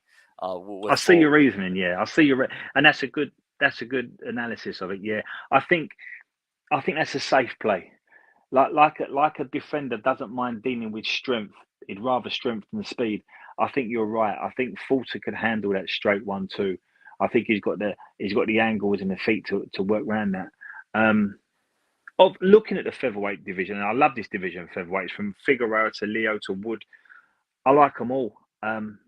Yeah, I think you're right. I think Vargas is the best bet for someone like a Fulton if you're going to stay at featherweight. Yeah. MV wants Nick Ball. I think I'm not even a big Nick Ball fan, but I actually kind of favor Ball in that fight for some reason. Nick Ball kicks the living daylights out of Fulton. Yeah, Nick Ball would do a number on Fulton, because Fulton couldn't keep him off. Nick Ball's a real talent. Like, without contradicting myself, I think Fulton is a really good fighter, because I don't think a lot of fighters have that special press that Nick Ball has. Nick Ball would press Fulton, and Nick Ball would look. I'm a really big fan of Raymond Ford. I think Raymond Ford's a real talent, and I hope we see a lot more of Raymond Ford. But that type of fight with Nick Ball can do a lot to you, and I hope Raymond Ford comes back. But if Nick Ball can do that to Raymond Ford, I think Nick Ball does even better job on Stephen Fulton. Yeah, that was a really good fight. Ford was Brilliant in fight. a couple of really entertaining fights. His fight with Kolmatov was fantastic too. Ford's a really good talent. Ford's a big talent. He's just had a couple not go his way, and if he can, he's moving up to 130, and I think he's a dark horse in that division. Yeah. So, but I'd like to have seen him in and around. It seems to be now, if someone loses, if a big fighter loses a big fight, they now move up and just have a clean slate. But I'd like to have seen Raymond Ford stick around, because there's a lot of fighters here. I like Raymond Ford against Figueroa. I like him against Leo. I like him against Espinoza. I like him against Robsy. I think Raymond Ford's a really good fighter. And it's a shame he's leaving his division behind. I would really like to see Nick Ball against Espinosa. I mean, think about that: Good fight. 5'4" Yeah. against 6 foot tall. Like that would be Good a fight. Yeah. very curious fight. Yeah, the battle of the uppercut versus the overhand right, because I mean he'd just be trying to step in and just a little bit offline and swing for the fences with that fucking chin lingering up there. I mean, he might have his Sergio Martinez and Paul Williams moment there. If you honestly you want to learn how to land a punch over the top on a taller guy, I mean that's the fucking shot right there. That was one of the best overhand punches in the history of boxing, in my opinion. Yeah. So, but Castro, I'll tell you something that Castro did that I think is better than Ray Vargas. You know, we just mentioned is like Vargas, I think would give troubles, but that right hand becomes pretty obvious. And I thought Castro hid that right hand very well at times. He's awfully sneaky with that thing. And I thought that Fulton nicked it by a point. I thought that he probably had it 6-4 with that knockdown, honestly. But it was there were just times when Castro would just sneak that shot right through there, and he's definitely got something to him. I mean, the only heavy loss of his career really was to Figueroa, so it'll be interesting to see how he plays. I mean, that guy is going to be I don't know if he'll be a champion, but he's going to stop a lot of contenders from ever getting their championship opportunity if he wants to play his career that way. But there's the top 10 at featherweight are very good, aren't they? So it's a hard division to crack. Yeah, I'm trying to think. So right now, I'm just off the top of my head, you'd have to think that Lopez is still ranked, obviously. Angelo Leo, Espinosa, Robisi, Ramirez, Ball. Who am I missing in there? Raymond Ford still flags up as a featherweight. Yeah. Ray Vargas is a featherweight. Yeah, you mentioned Robsy Ramirez is still in there. Angelo Leo's back in number 2 now because he's got the world title. So it's a tough division. The top 10 is a very hard division to crack. I can see why people are perhaps jumping out of that division, not jumping into it. Yeah, and I think honestly, Inoue's is going into some deep waters there if he wants to head to 126. Yeah. I've got to tell you, I think you've got to let this division work itself out a little bit because we're going to lose Raymond Ford. I don't know. Maybe Alberto Lopez might jump up one. There's a reason why he got clipped by Leo. He might put that down to weight making. We're not sure where Lee Wood, what the landscape is for Lee Wood if he's going to box again or if he's going to stay at feather. But I think the Sam Goodman fight, Sam being unbeaten, him being Australian, I think it works well for Inoue and the people behind Inoue. And I think that's what they'll do at Super Bantam, and that buys them another 8 months.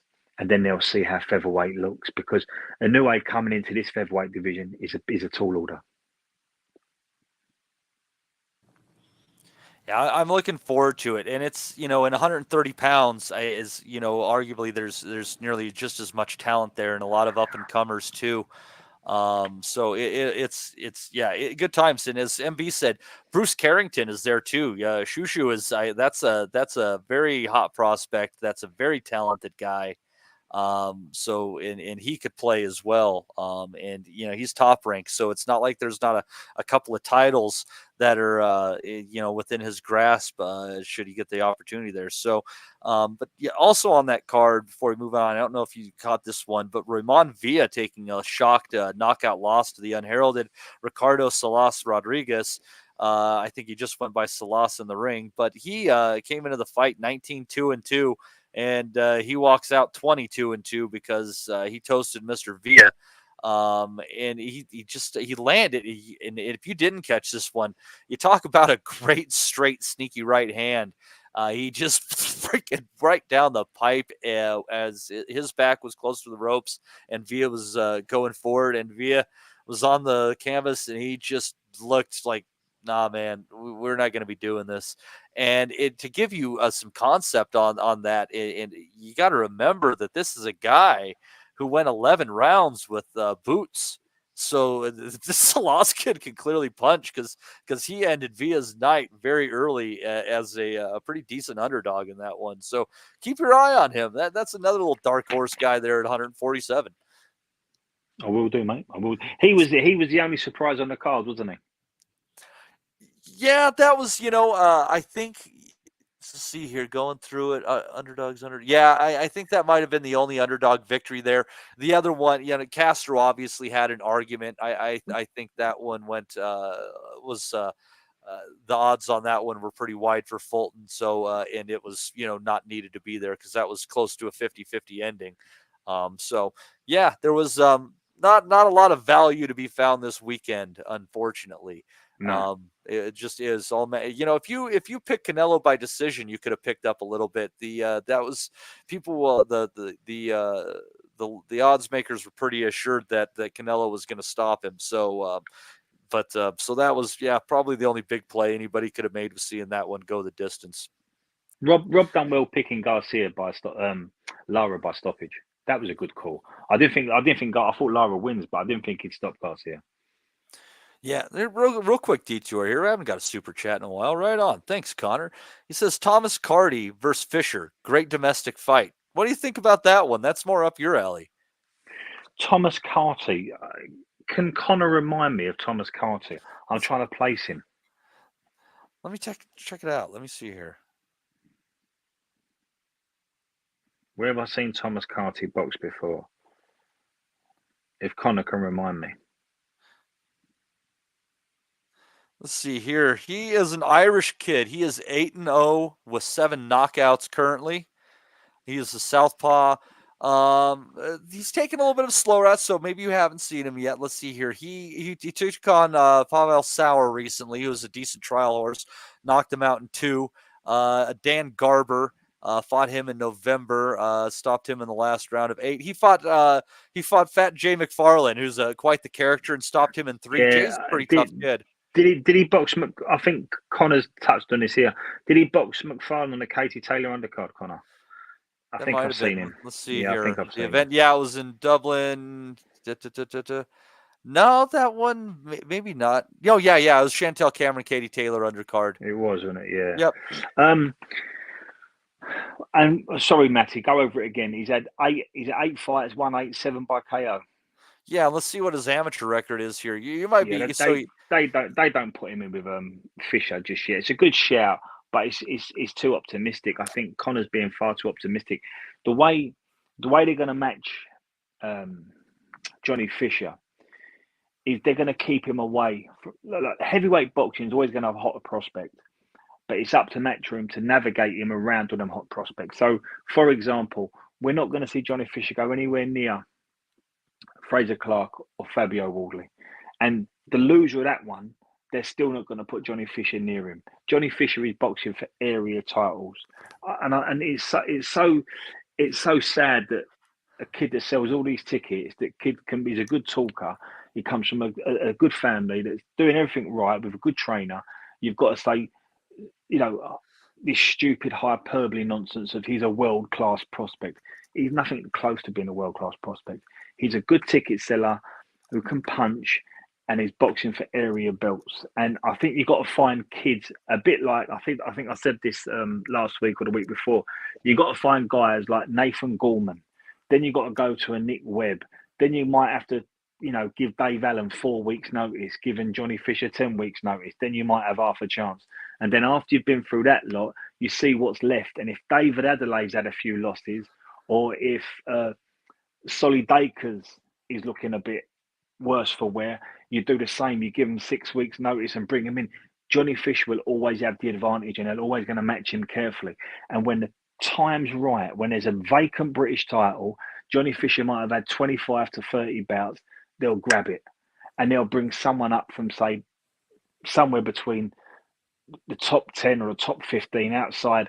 They'll bring him up and they'll say, you're fighting for a British title, and he'll win a vacant British title. And he'll probably relinquish it as quick as he wins it, because you've got to keep him going. And don't be surprised if Johnny Fisher wins a British title after 30 bouts. That's not because Johnny Fisher's a bad kid. He's just in a division of Olympians and guys that have won British titles in 15 fights and guys that won national amateur titles.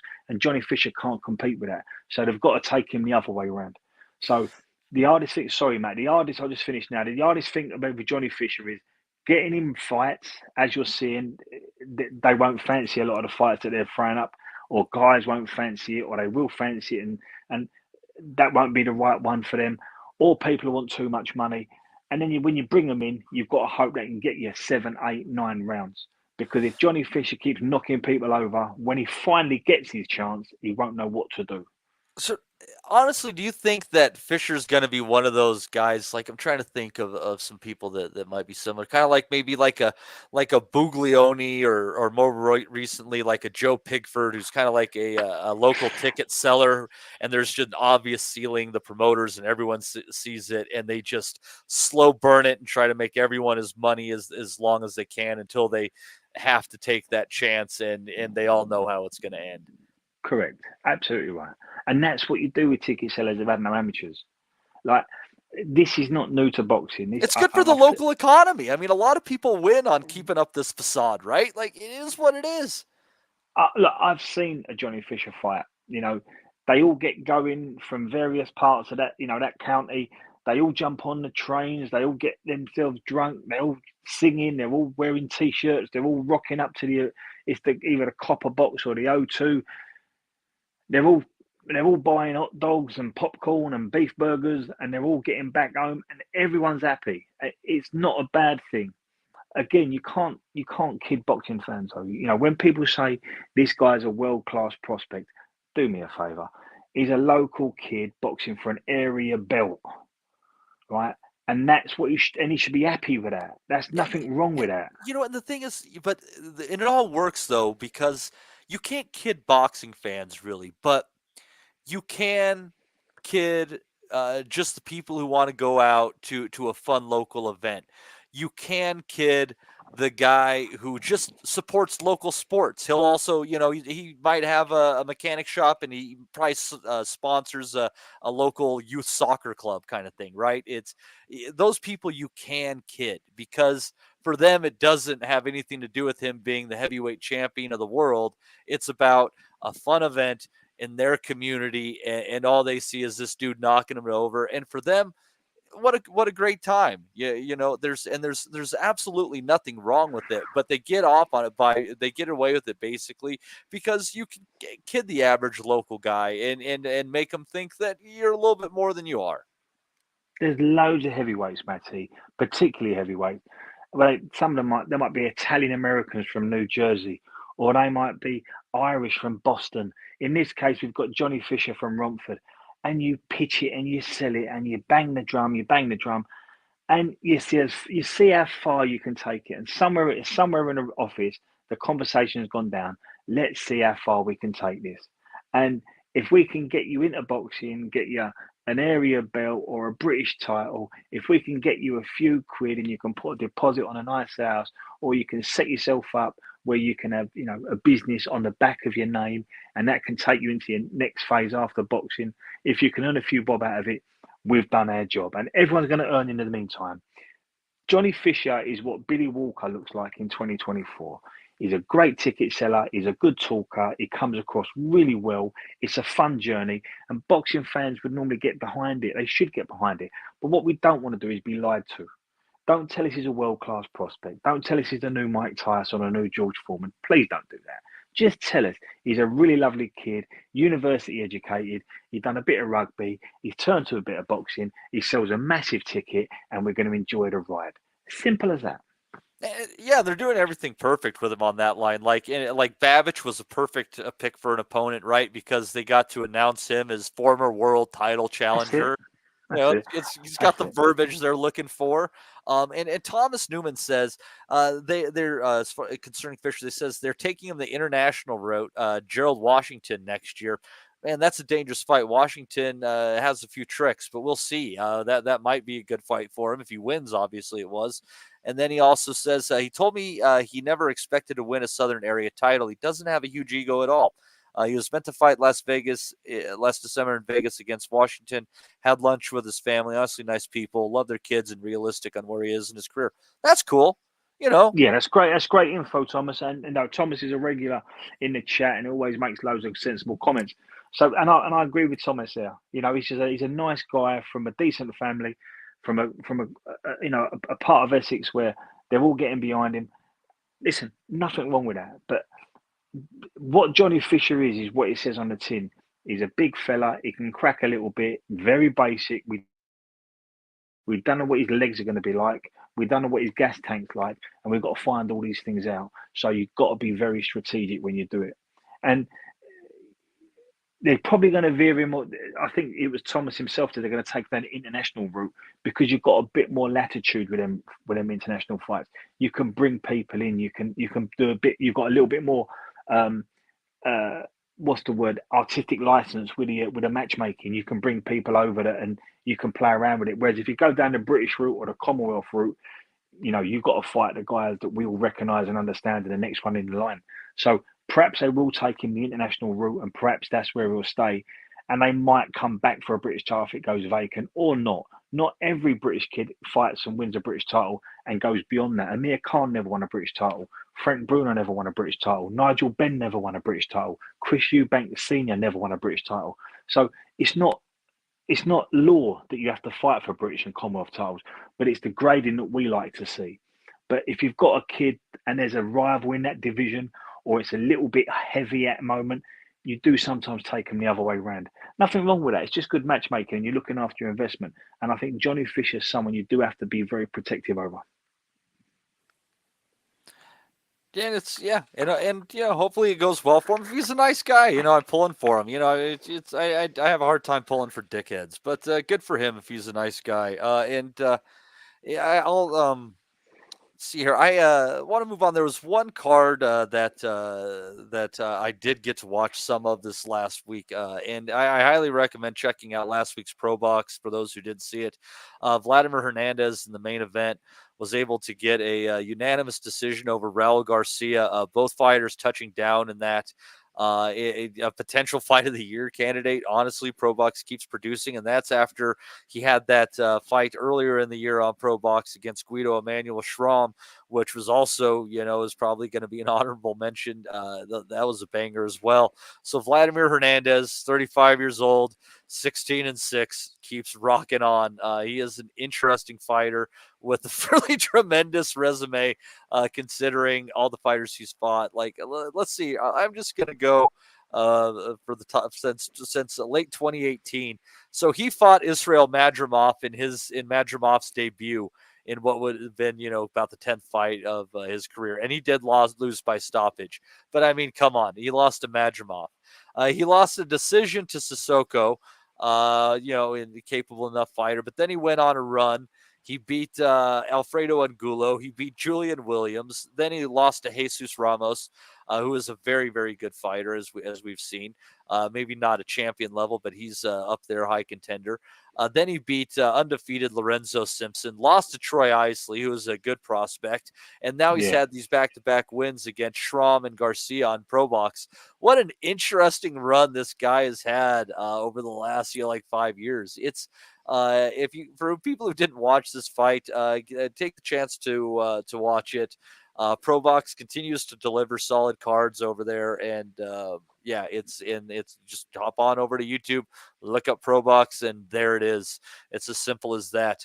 And sadly, folks. Sadly, the fight I recommended that I thought might be good, I was unable to watch on Friday. I had a friend's 40th birthday party. That'll make you feel old.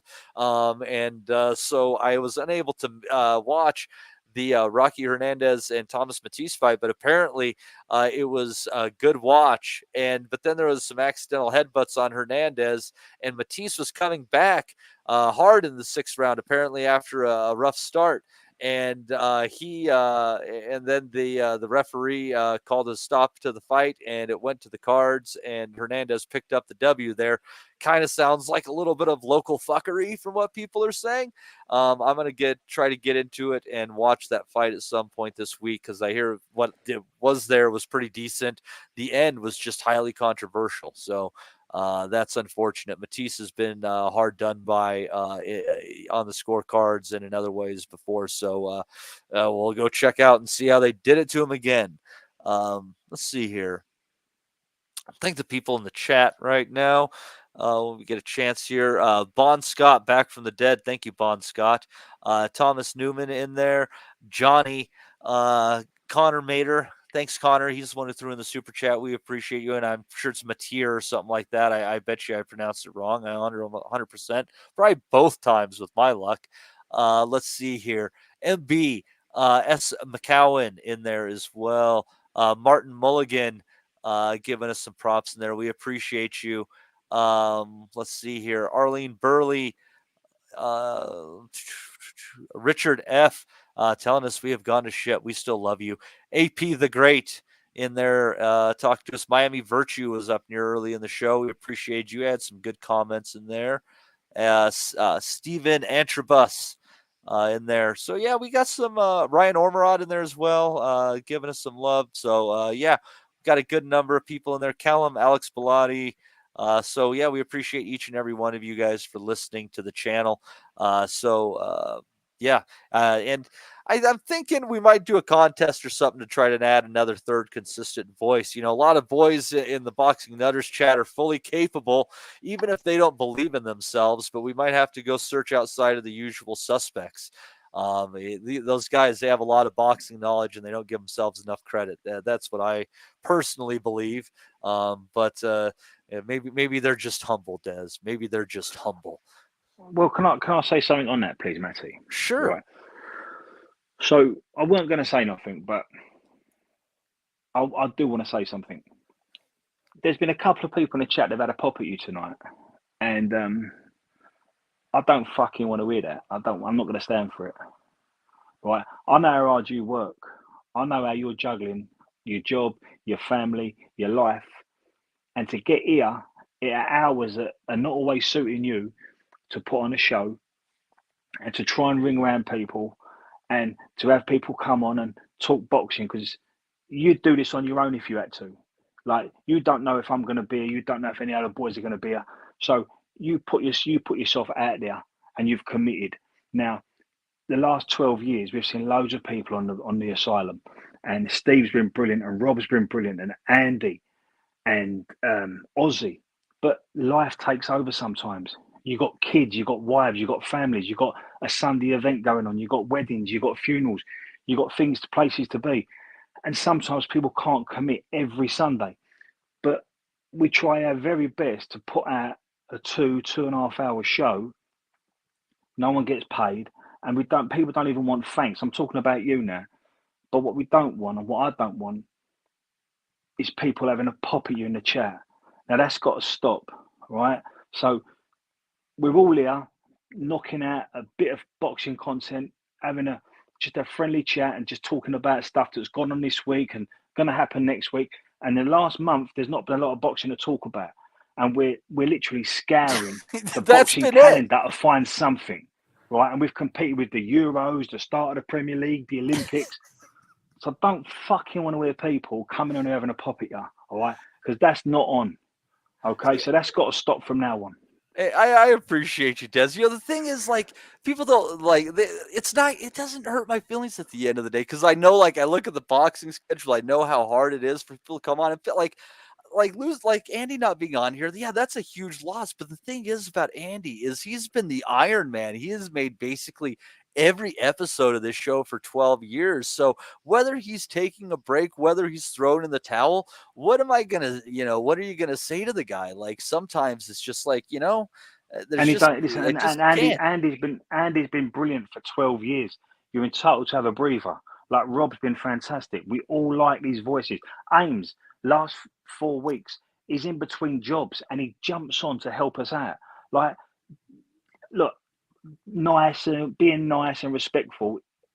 We're coming here and being nice and respectful, but it's a two-way street. And 99% of the lads in the chat are salt of the earth people. Like, we've got them on a group chat, and it's all respect. But I can't have people coming here having a pop at you, especially when they don't know how much hard work goes on behind the scenes and how much you put on hold to get here. So that's got to stop, and I don't want to see that again. Yeah, it's for me, like, the commitment is often just monetary. I try to support the sport, and I know people are very massively opposed to the pay-per-view model, and I hope it changes.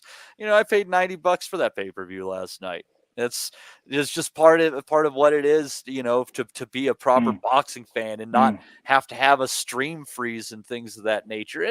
But I have a job. Even though it's for a third party and it's nothing shaking, I'm a regional director for a presidential campaign. I got a lot of shit going on at the end of the day, and You have. and I don't worry though. Like I have had more people say horrible things to me in my life for the work that I've done, the views that I hold.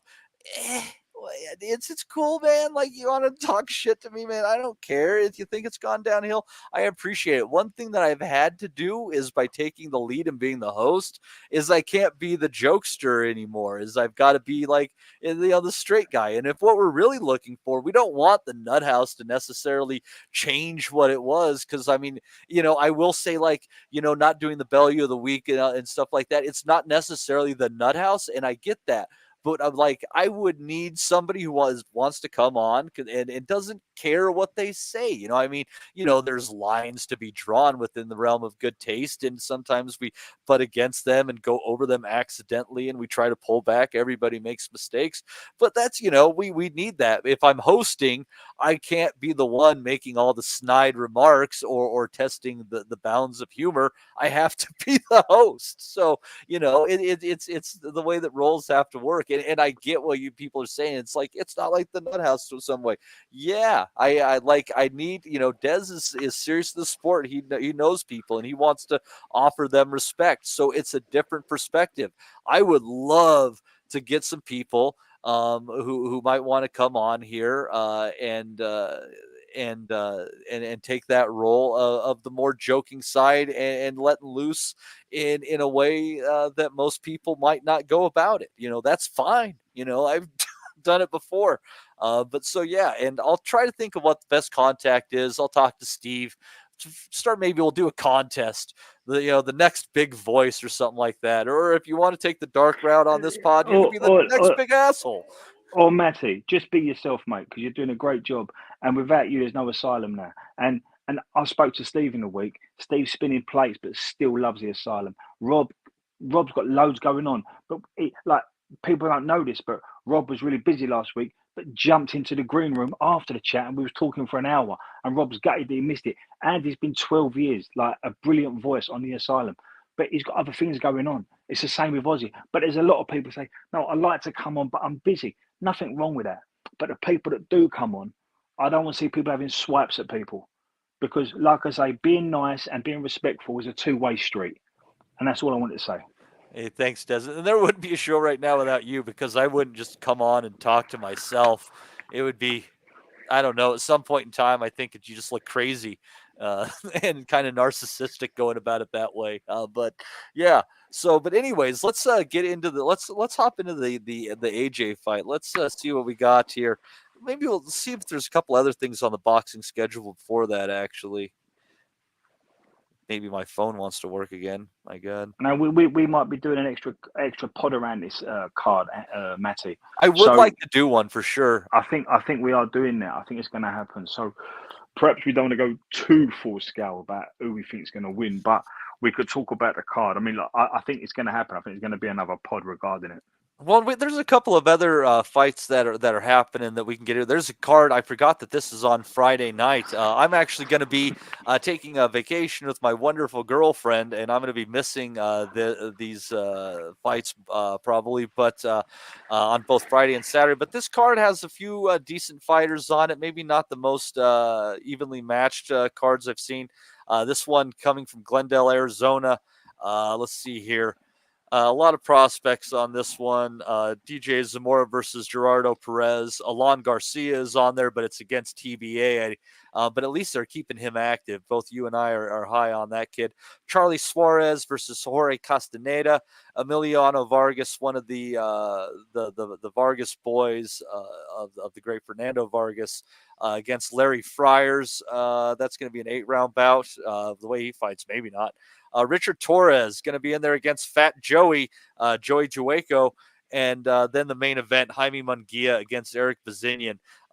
There's a lot of the matchmaking. I mean, there might be an upset that occurs on this one, Des, but a lot of it's really, pretty disappointing for me. Dubois, I mean, if this was the Joey of 5 years ago, I think that's the right test for Torres Jr., but I fail to see how he's moving forward at this point in time. And this version of Joey, who's had some struggles with journeyman, other than the main event, separating some guys with good records and basically seeing who moves on to fight him, Billy, this is pretty disappointing fare from Top Rank. Yeah, it's pretty much like the card we saw last night to a degree, the Canelo Berlanga card. It's all pretty safe bets, and there ain't going to be many upsets and many surprises. You might get a surprise in that someone doesn't get stopped or someone gets stopped early, but I agree with you. Yeah, it's not over adventurous matchmaking. It's safe playing, but sometimes I've heard a lot of promoters say this. We didn't have the budget to make really competitive fights, so we're just making some fights, and some fights is better than no fights. Well, and this is where I went and I saw the Valdez fight and the Sinisa Estrada fight in Arizona. It's a fun venue, and I can't stress enough. Like, I know a good bulk of our listeners are from the UK, Northern Ireland proper, etc. But if you get a chance to go to the Southern United States, when there is a fight card with a Mexican or a Mexican American fighter, please take the chance to go. It's one of the best environments. Yeah. They have a great time. They're very passionate fight fans. They know their shit 100%.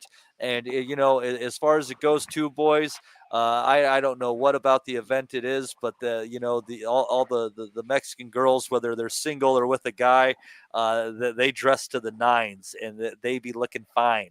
So, see your way there 100% if you get the opportunity. But the main event here, I don't know if you've had a chance to see much of Bazinian. He's been on the Canadian cards, had a draw his most recent time out against a guy that he was heavily favored against. We've seen about everything we can from Munguia. He has really ran the gauntlet of experience and opponents. He's fought all sorts of styles. Whether he's coming off a loss or not here, Des, I favor Munguia. I favor him heavily. He's more talented. He's a harder puncher, and I do 100% believe that experience is going to play heavy in this fight. What we know about Bazinian is he's going to be tough and he's going to be game. It's just how Armenians are made. Now, I know he's coming from Canada, but he's an Armenian-born kid. 32-23 by stoppage, but we don't know anyone he's really stopped and beaten. So the only gauge I've got with him is he beat Atlantis Fox on a majority, but we see Liam Williams stop Atlantis Fox in, I think, 5 rounds. It's very hard to make a case for Eric Benzian against Jaime Munguia, and even you're absolutely right, even coming off of a loss, I would expect Munguia to go through the gears, and I think he'll probably stop him late. Yeah, I think the stoppage is most likely. Rob Kelly joining us. Thank you for joining us, Rob. Everybody in the chat's like, where's all the old people? And here you go. And by old people, I mean not the old crew. I'm not calling you, like a senior citizen. Apologies for the way that sentence was. I think I am. I think I'm officially the oldest on the pod as well as one of the old people. I'm fucking 46. Yeah. Anyway, good to be here. You're supposed to offer us wisdom. What's with this bullshit then? Well, I'm offering a lot of wisdom, but nobody's listening. Didn't I fucking tell you Lara was going to stop Danny Garcia? Yes, you did. You did. I was watching it. You have that one, Matty. That was a big call. I mean, it was, and the odds started drifting towards Lara, and I wonder if there was something that people saw that the weigh-in or during fight week, because it had squeezed the other direction for a while there, and I don't know if there was just like written in the stars from something people had seen, but like we had discussed this earlier, Rob, like it was just like the first time he went down in his career, and it was just any bit of confidence that was left in Danny Garcia, the boxer, was just sucked out of his shoes. He was there for the fucking payday. Like he's no business being at 60 pounds anyway. He's wasted his career for me. He was probably at his best at 140. Thrilling to watch, all action.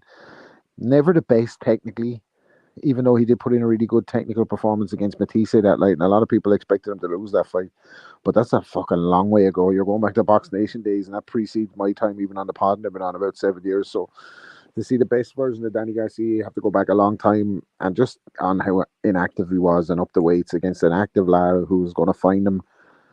I just kind of saw it home. I kind of saw that outcome. Like, I don't know why. Like, I saw it. Like, I saw him jacking or something. And it wasn't a jack, but the guy called it. He didn't contest it. I think they knew. Obviously, he hadn't trained right or whatever either for the fight. Like, I think he's just passed it and he blew his career, didn't he? Fucking messing about, drinking, fucking not being active. And yeah, it's kind of what could have been like. Because he was in the mix for the Floyd fight. Like, he was in the shake-up towards the end of those last two deals. Like, everything could have been different. Yeah, and going back when you mentioned Garcia Matisse, that was on the Floyd Canelo undercard. Probably the best event that PBC ever delivered on paper, honestly. Speaking of Canelo, what did you think of the main event there, Rob? How much does our boy have left there? Berlanga sure made him look like he was still at least 85-90% of what we've known. Yeah, I think it was a standard Canelo win. I think he hasn't stopped. The last person he stopped now is Caleb Plant, isn't it? Like, he's got the points win over Munguia, Ryder, and now Berlanga. So are we seeing? Does that mean we're seeing a decline? No, I don't know. Like, yeah, probably he's getting he's getting on.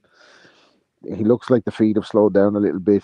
He still has fast hands, but he's maybe not as slick defensively. And he's just coasting it out. Like, I mean, Berlanga afterwards, like, his comments, he said that he knows for sure. I know for sure I can now be the face of boxing. Can we stop with this face of boxing shit? This is a phrase that's only been flying around for the last kind of 2 months. Who's the face of boxing? Is it Terrence Crawford? Is it Tank Davis? Is it Canelo? Look, it's fucking Canelo until otherwise. Like, until anybody can come and beat his numbers, it's Canelo. AJ was there with a shot for a while. And Crawford might be the best in the sport, but he's not the fucking face of boxing. He's not more well known than Canelo in the world. Like, so hold on one second. Ah, shit. The cops must be at the door. Hold on one second. No, you're fine. To pick up on what Rob said there, Matty, I think Canelo's found himself with a style that really works for him. That's why he's not stopping kids anymore, and he's fighting thick set super middles. So I don't think it's a decline in Canelo, because I think he's as good as I've ever seen him. But what I think he's doing is now he's going through the motions. He's going through his rhythm where he says, "No, I can fight you in the mixer. I can put you into corridors. I can punch with you. You're going to land one, but I'm going to land three." He's very cute, so he don't take many flush. You never see Canelo marked up. So I think Canelo just found himself in a routine where I've got a really good method of overpowering, outboxing, outpunching a lot of these super middles, and it gets him a very comfortable unanimous decision. He's not hurting himself. He's not putting him in harm's way. He's looking after his hands. I think Canelo's found a really good rhythm. Yeah, I think he still showed like that. Obviously, on the knockdown, he let Berlanga jab. Like, he'd give you enough rope to hang yourself. Like, he let Berlanga jab with him. Correct. 2 jabs, 3 jabs. He saw the open. He went for the fucking third one, and just on the third one, he was jabbing with him, and then he just shortened it up, and fucking that probably would have knocked out a lot of guys. Like, and Berlanga was. Rob, I said this earlier, mate. Right. So the commentary was saying that this Berlanga jab could knock Canelo off of his rhythm and take him out of his stride. Well, actually, it's Canelo setting traps. It's like, I'm allowing you to jab because I'm going to look for the opening. That's what Canelo's really good at. So sharp as well with the left hook. He's like, so sharp, yeah. That was a quality shot. So he's not rolling back the clock. Like, his run at 68 has been this, like, you know, there's been a lot of like Rockies and Callums in there, as we said, like, Yildirim's.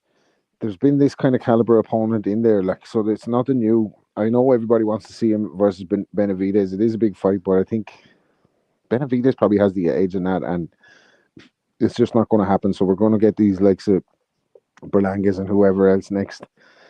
And he'll still do massive numbers, and he'll still look okay doing it. Will people still going in their pocket on Mexican Independence Day for Canelo fights? Absolutely, until he's in a rocking chair. So he'll carry on as long as he wants. I think he's probably got another maybe year or two left, and he might decide to cash out on a mega fight when he feels like, even if he loses, that he's massively, over the hill and it's not going to stay in his legacy. But he seems to not want the Benavidez fight and makes a kind of lot of excuses about it when he's asked about it. So I'm not saying he's ducking him or whatever, but maybe it's just, he might just think that's a little bit too fucking far at this stage of his career when he's made so much money as well and he's so comfortable. Do you know what I mean? He's fucking, he really is closing out the, he's on a kind of a fucking Floyd Showtime run, isn't he? Like that last 7 fights on the fucking he is. table. And he's very similar to Floyd in that he seems unbeatable at the minute. Yeah, unless he went up the weights, obviously you're getting fought Bivol again, I think. But that was a big mistake, I think. I don't think he ever belonged at 75. There was a couple of fights there for him that the Kovalev one, he got him at the right time. Still an impressive win, by the way, the finish, but I don't think he belongs at 75. Like. But yeah, that's about as much as like. It is what we all saw that one coming, didn't we? I thought Berlanga gave him a little bit more trouble than what he actually did. In the earlier when the fight was first announced, but then he looked beaten before he got in the ring, Berlanga, didn't he? Like, that's the other thing. Like, he was pretty exuberant when the fight ended, though. Like, I think he was very proud of himself that he went the distance with Canelo. It's like giving himself his participation ribbon.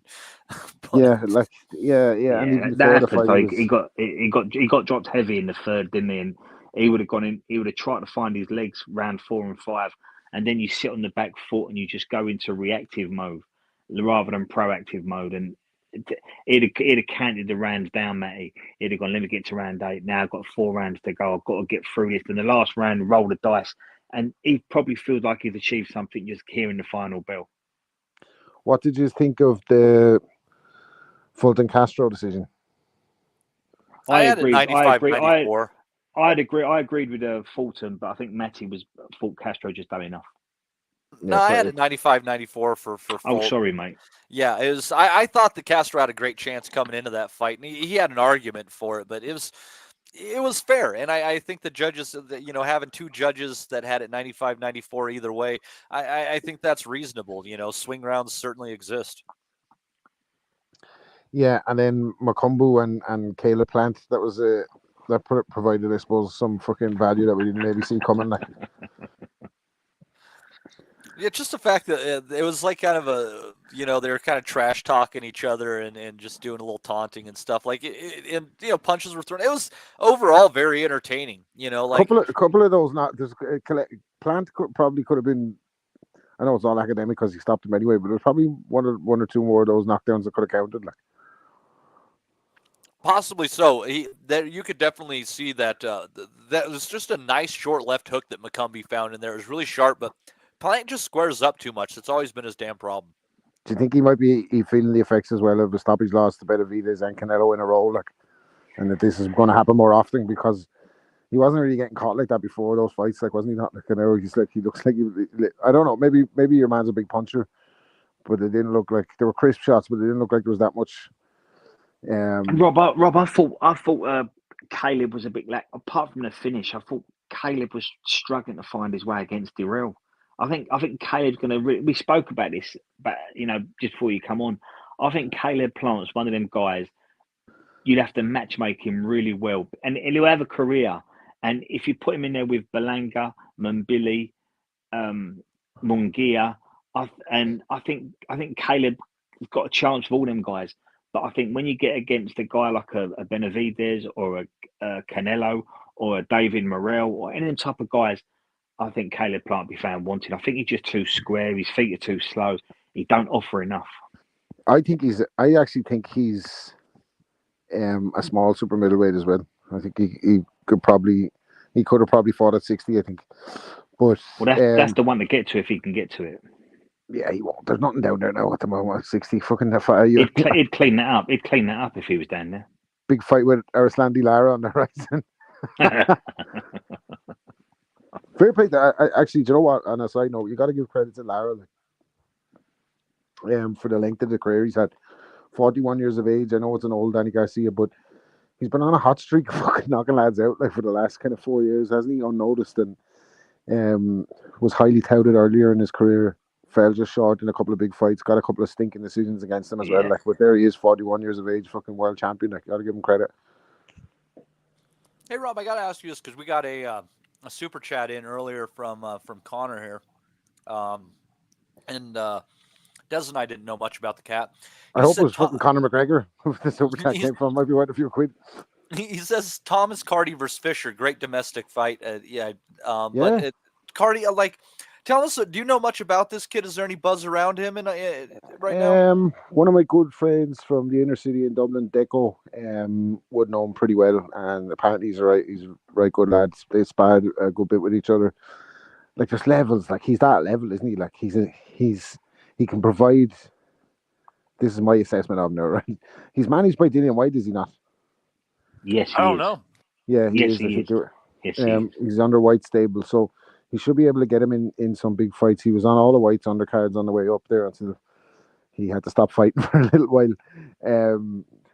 And he's going to be able to. My assessment of him is that he's going to be entertaining enough to provide an opponent on that kind of domestic level. He's probably, from what I've seen, a fucking Big John Fisher son. He's probably better than Johnny Fisher, like. So I don't know if they make that fight. I think they have to match Johnny Fisher very, very carefully, like, very carefully, to keep the fucking gravy train, no pun intended, rolling in the Fisher household. But I'm not saying that he's not going to be a good fighter or whatever. But from what I've seen him so far, I think he's a long way off it. But that might be a good fight for the two of them at this point of their career.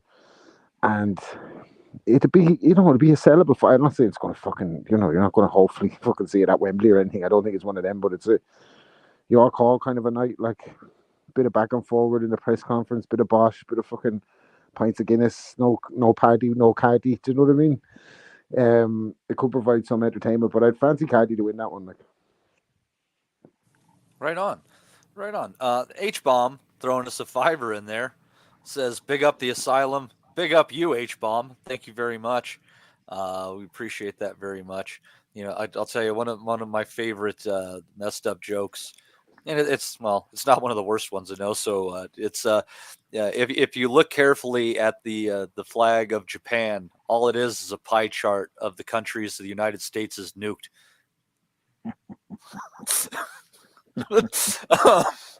But anyways, there's the H-bomb joke. So there you go. There's some of the dark humor that we know, you guys all know and love. They're bringing a little bit back for you there. But let's see here. Speaking on that Irish front here, Rob, actually, there is a card coming up. What the hell happened here? Oh, my God. My phone reverted to offline mode. Great. Said that Devin Haney, Ryan Garcia was right around the corner. So on Friday, and this is going to be on UFC Fight Pass. This is going to be in Dublin. Callum Walsh against, I'm going to screw up this freaking Polish name, Przemysław Runowski. And Callum Walsh has been moving up the ladder on these UFC Fight Pass cards. Also on that card, Ali Akhmedov versus Pierre Hubert de Bombay. I think we saw de Bombay fight. Didn't he fight?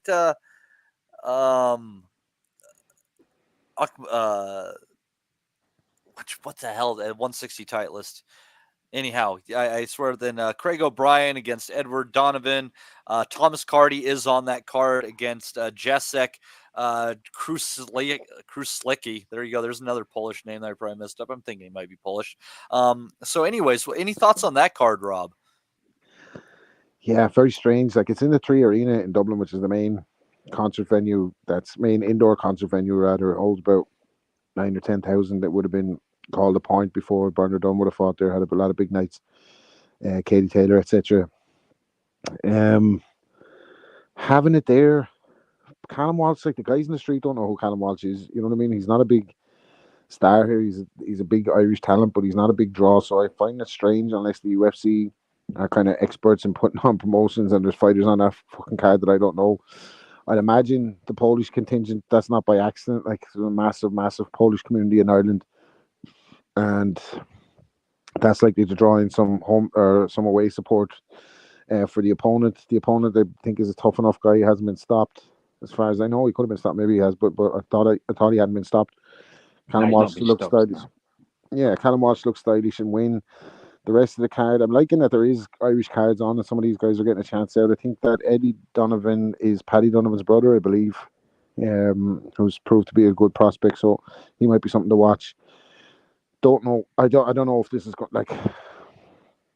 I work very close to that venue and everything. I haven't heard anyone even talking about it. And I only kind of knew that it was on this week because Wellington said it to me. So, yeah, maybe I'm out of the loop or whatever, and I'm probably focusing too much on the promotion. I think Callum Walsh is a good fighter. I'd like to see him back home, but I'd like to see him come back home to a homecoming when he's actually had some kind of success overseas, and then he can generate his profile a little bit more. I can't see that event doing a lot on a Friday night in Dublin as well. But hopefully it does, and he does well. I wish him well, as we say, as the old podcast cliche goes. But yeah, nothing excite me too much either on the card, to be honest. Sad days. Des, did you hear anything on there that piqued curiosity? No, I mean, I know a little bit about Callum Walsh and I know a little bit about Eddie O'Donovan, but I don't know about the rest of the card. And I didn't know there was a big Polish community in Ireland either. So that and the kid they've brought in for Callum, he's got a good record, but he's not a puncher. So I think he'll give Callum rounds, and I think he'll get the win. But that's all I know about that card. Yeah, I think the most competitive fight on this when it comes to this card is me versus Eastern European names. That's an ongoing battle. It's been nip and tuck for a long time now. Here's something messed up to you before we move on to the big stuff. This card's going to be coming from Quebec, Canada on Saturday. There's not a whole lot in here. I don't really know anyone on here. Who the heck is Petar Gavrilovich? I don't know. Who is his opponent? Danny Maede. I don't have a clue. Derek Pomerleau and Impamba Kalunga. I don't know these guys. Oh, but I do know this name. Jean Pascal fighting Terry Osias in a cruiserweight fight. There you go. We're not really doing the Bellew these weeks, but I kind of feel the existence of this fight as a Bellew nomination in itself. So you got that going on. I hope everybody who tunes into that fight enjoys it. God knows what will happen. Now, and we're going to try to do, I think we might try to do a post weigh-in show, something like that. I'm not going to be around, like I said. I'm going to be in Philly, but we'll see what we can drum up for you fine folks. But going to have this card from London, DAZN pay-per-view. It's going to be a fun one. Lots of interesting, well-matched fights on here. A lot of 12-rounders. They're all 12-rounders, in fact. And correct me if any of these have been changed. Going to have Mark Chamberlain versus Josh Padley. Joshua Boazzi against Willie Hutchinson. Hamza Shiraz against Tyler Denny. Liam Smith versus Josh Kelly. Anthony Kakachi versus Josh Warrington. Really? And Daniel Dubois versus Anthony Joshua. When did that happen? Liam Smith pulled out during the week. I'm assuming that he can't make weight, or there's some other assorted scallywag behavior associated with that. I don't know. But yeah, it looks like he's not going to make weight. You sounded a bit like one of your political heroes, Donald Trump, there, the way you said 12 rounders. There's going to be a lot of 12 rounders. They're all going to be 12 rounders. We're going to have here is a night of 12 rounders. You've never seen 12 rounders like this. You're going to be spectacular. A lot of 12 rounders.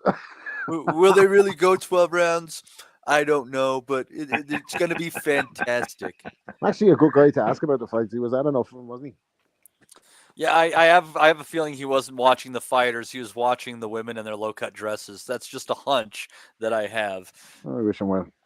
Like I mentioned, the beautiful women that happen to go to fights in the southern part of the United States. Those Latino women, they know how to dress for those things. What am I going to say? They catch your eye just a little bit.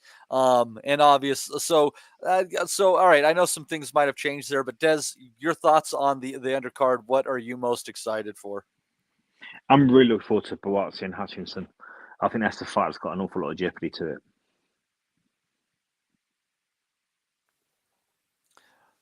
Really, who are you leaning towards?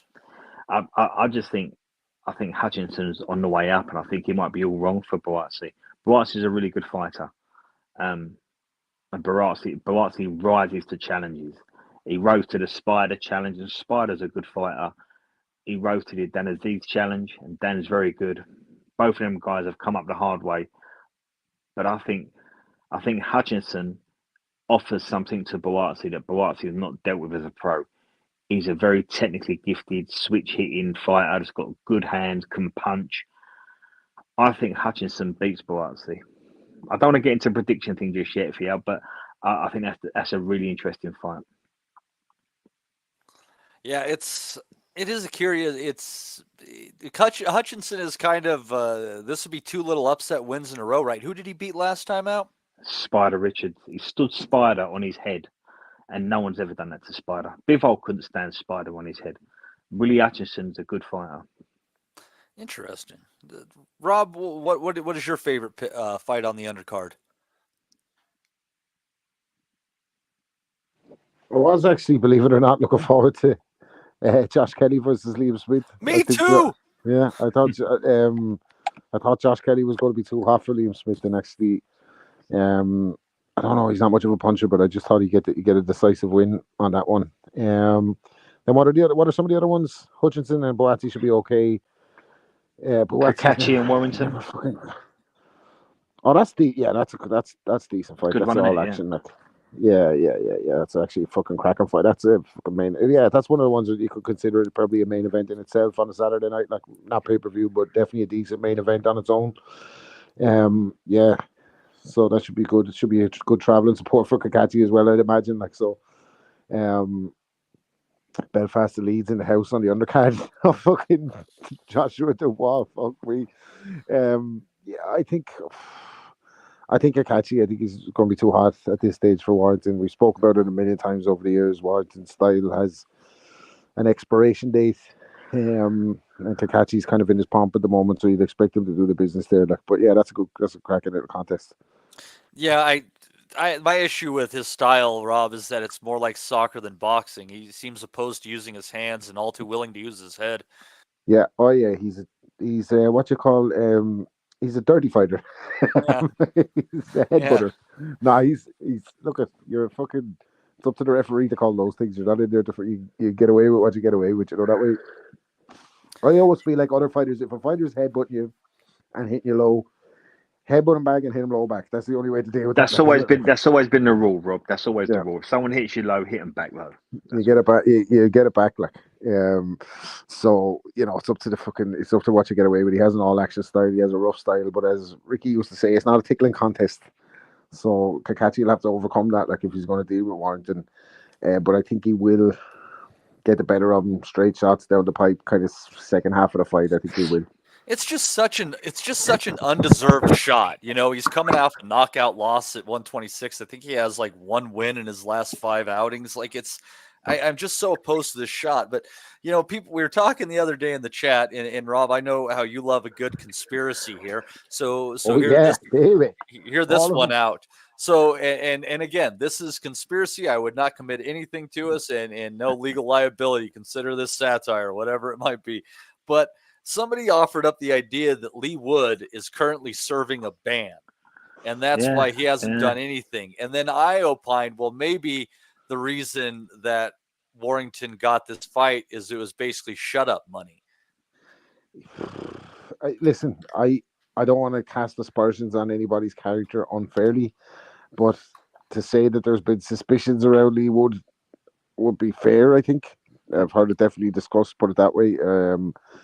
But you don't know. Very rarely do these things happen behind the scenes in boxing with the amount of transparency there is these days. I'm saying that boxing is still crooked and fucking horrible, so don't rule anything out. But I just think that the profile of these guys these days, very rarely do you see adverse findings kind of just getting swept under the rug like that. I think it's very dangerous territory. Like if he served a private ban without letting the public know, but remains to be seen. Like, who would be the testing org that? Surely the British Border Control are not just going to hit him with a silent ban. Like, I doubt it. Like, did you ever hear the conspiracy about Michael Jordan between his stints in the NBA 1 and 2?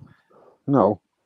So, and this is an interesting one, and consider the basketball had never been, this big, ever. It was, when the Bulls won their first 3 in a row, and then Jordan just retired. Now, Jordan's a notorious gambler, right? So, with some reasonable evidence that I've seen a few things on, it's pretty interesting. Some people believe that Michael Jordan was forced to serve a quiet ban for gambling on basketball, and they did it that way because they knew if they had to go public with the biggest athlete in the world at the time in some big scandal in the sport, it would completely wreck the NBA momentum. So that's why, because it just didn't make sense, and it's just happenstance his dad ended up getting killed during that time too, which some people actually believe is connected to his gambling. Could happen. Look, you could. I mean, look, you could. You'll never know the truth on those kind of things. I remember, in terms of, we're talking in boxing context, Floyd had an extremely suspicious retirement just after the Marquez fight. Do you remember that? Was it just before the Marquez fight? And the Marquez fight was his comeback. Yeah, Marquez was his comeback fight after 18 months. Marquez was a comeback, but then I think didn't he retire immediately after that again for another 12 months? I don't think so. Like he did. Maybe. I feel like Continue. I feel like he did, yeah. But I feel like he did. But I feel like that was the time that the Pacquiao fight was being touted the most, like. And then he went missing for a while, like. But anyway, I have fucking Thomas Hauser and better guys than me have written about their suspicions about Floyd over the years. Like, I don't think it's fucking I'm not revealing any major conspiracies there. I think they were all, both of them. Like, I think Pacquiao and Floyd were red hot, like, at that time. When I stand by this, at the top level, your list of who isn't is going to be way shorter than your list of who is. I don't care. People. But anyhow, so you're getting back into the regular card. Dubois and Joshua. Des, I know you're going to hold back some, and hoping that we're going to obviously get the Friday show after the weigh-in in there and come full force on it there. But what are some of your initial thoughts? The band on back this together, fight? baby. Well, funnily enough, Steve texted me a day, and he said he's got a few of the guys, and we can't do Friday, but we might do Thursday. And Great. it'd be a pre-weighed show, and I think it'd be nice to sort of have an impression on such a big weekend. But I don't know how this week's going to go, and this week will play it out for me. I want to see how Daniel Dubois handles fight week. I want to see how he handles the weigh-in, and I want to see how he handles them first 3 rounds. If Don Charles can get him in a controlled space, now remember, if we go back to the Hrgovic fight, it was mayhem in that corner. If Don Charles can clear the decks and get rid of all of that carnage, if he can keep Daniel Dubois in a controlled space for the first 3 rounds where he's very proactive, very aggressive, and he can take Anthony Joshua into rounds 4 and 5 behind on the cards, not having it his own way, it would be very interesting to see how Anthony Joshua responds. But there's a lot to be said because Anthony Joshua is used to these events. Anthony Joshua's done this loads of times. He's boxed in front of 90,000 people at Wembley and in Cardiff. Anthony Joshua's been around the world. It's going to be Daniel Dubois that has to turn up. And I think if you get a very aggressive Dubois that's controlled and measured with his chin down, don't take the shots that he took against Hrgovic in the first 3 fights. If he can, I think Dubois has got a very, very good chance of taking AJ into a very, very dark place. And I'm not quite sure what AJ's got left mentally. I've been saying this since the first Ruiz fight. Ben Davison has made a difference, but this fight will tell us an awful lot about AJ.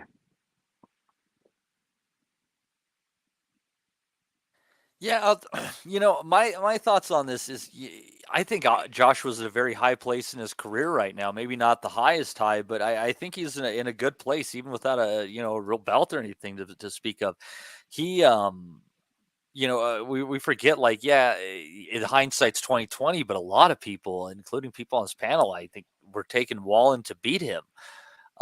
We thought this was Wallen's big chance, and AJ just freaking obliterated him. Did what Fury. Can I just come in there, Matty? Sure. Can I just come in there, mate? Sorry to interrupt you. I think a lot of the reasons for that is because we've seen a massive drop off in AJ and his style and his approach since Ruiz won, and we've never seen AJ, because AJ quit in the Ruiz fight, and we've never seen him jump on someone and say, "Let's go for it." Now, Daniel Dubois might have quit against Joe Joyce, and he definitely chucked it against Usyk. But I saw enough in the Miller fight and the Hrgovic fight to suggest to me that Daniel Dubois is never going to go out like that again. That's a very dangerous kid. So I just wonder how this one. I just wonder if the right Daniel Dubois turns up, how this is going to go. Well, you can only get so much better from one fight to the next, and I, again, I'll say, so Fury fought Wallen and Joshua fought Wallen. Wallen went 12 rounds with Fury, and then Joshua knocked out Wallen in like 6 rounds or something like that. And then they have both fought Francis Ngannou. Tyson Fury went life and death with an MMA novice or an MMA pro as a novice boxer, and Joshua obliterated him in 2 rounds. Rob, my belief on this fight is as simple as this. You can hit Daniel Dubois with that straight right hand, and I have a hunch that Joshua Hunt punches a heck of a lot better than Filip Hrgovic does, actually, and I think he's going to blast him reasonably easily. Yeah, I could see it. I think it's a really, really interesting fight, really intriguing. I'm split on it. I don't know. I can tell you how I think both guys could win. I think Ben Davison is extremely conservative. Right, we saw in the biggest fight of his career, which was Fury Wilder 1, where he was the man in charge, and Freddie Roach was telling Fury that he could have stepped on it at certain stages. He wanted him to be conservative all the way through. Granted, it's Deontay Wilder, right? But, and I think I've said it a million times, I think he's the type of coach that AJ benefits from. But I also think he's a bit of a bullshitter and a con man, to be honest with you. I think anyone with half an interest in boxing can look at tape and come up with ways that, he dropped his left hand here, so you bring the fucking left to right hand over the top. This kind of shit, like this fucking pathetic, analysis of fucking habits and traits and tics and feints. I just think on the spot, when it comes to it, we might find out something about AJ, like they said, where he is at the moment, and about Ben Davison, because how does he make an adjustment in a fight? So, but that's all relying on Dubois being very sharp in the first 6 rounds. I think Dubois has to find a different way to get inside on Joshua. I think he's a little bit straight up and down. I haven't seen much head movement from him over the years. I think he'd be much more effective fighter if he really fought out of the crouch with the side-to-side head movement like a la Fraser and Tyson. Easy to say when you're not Fraser and Tyson, but you know what I'm saying? Base that model. Like, don't be a static target with your chin up in the air, because AJ's 1-2 is still fucking a very dangerous fucking arsenal to have in his repertoire. Yes. And that uppercut as well is dangerous. So he can turn the lights out on Dubois in the first 6 rounds. Granted, can Dubois get past 6 rounds?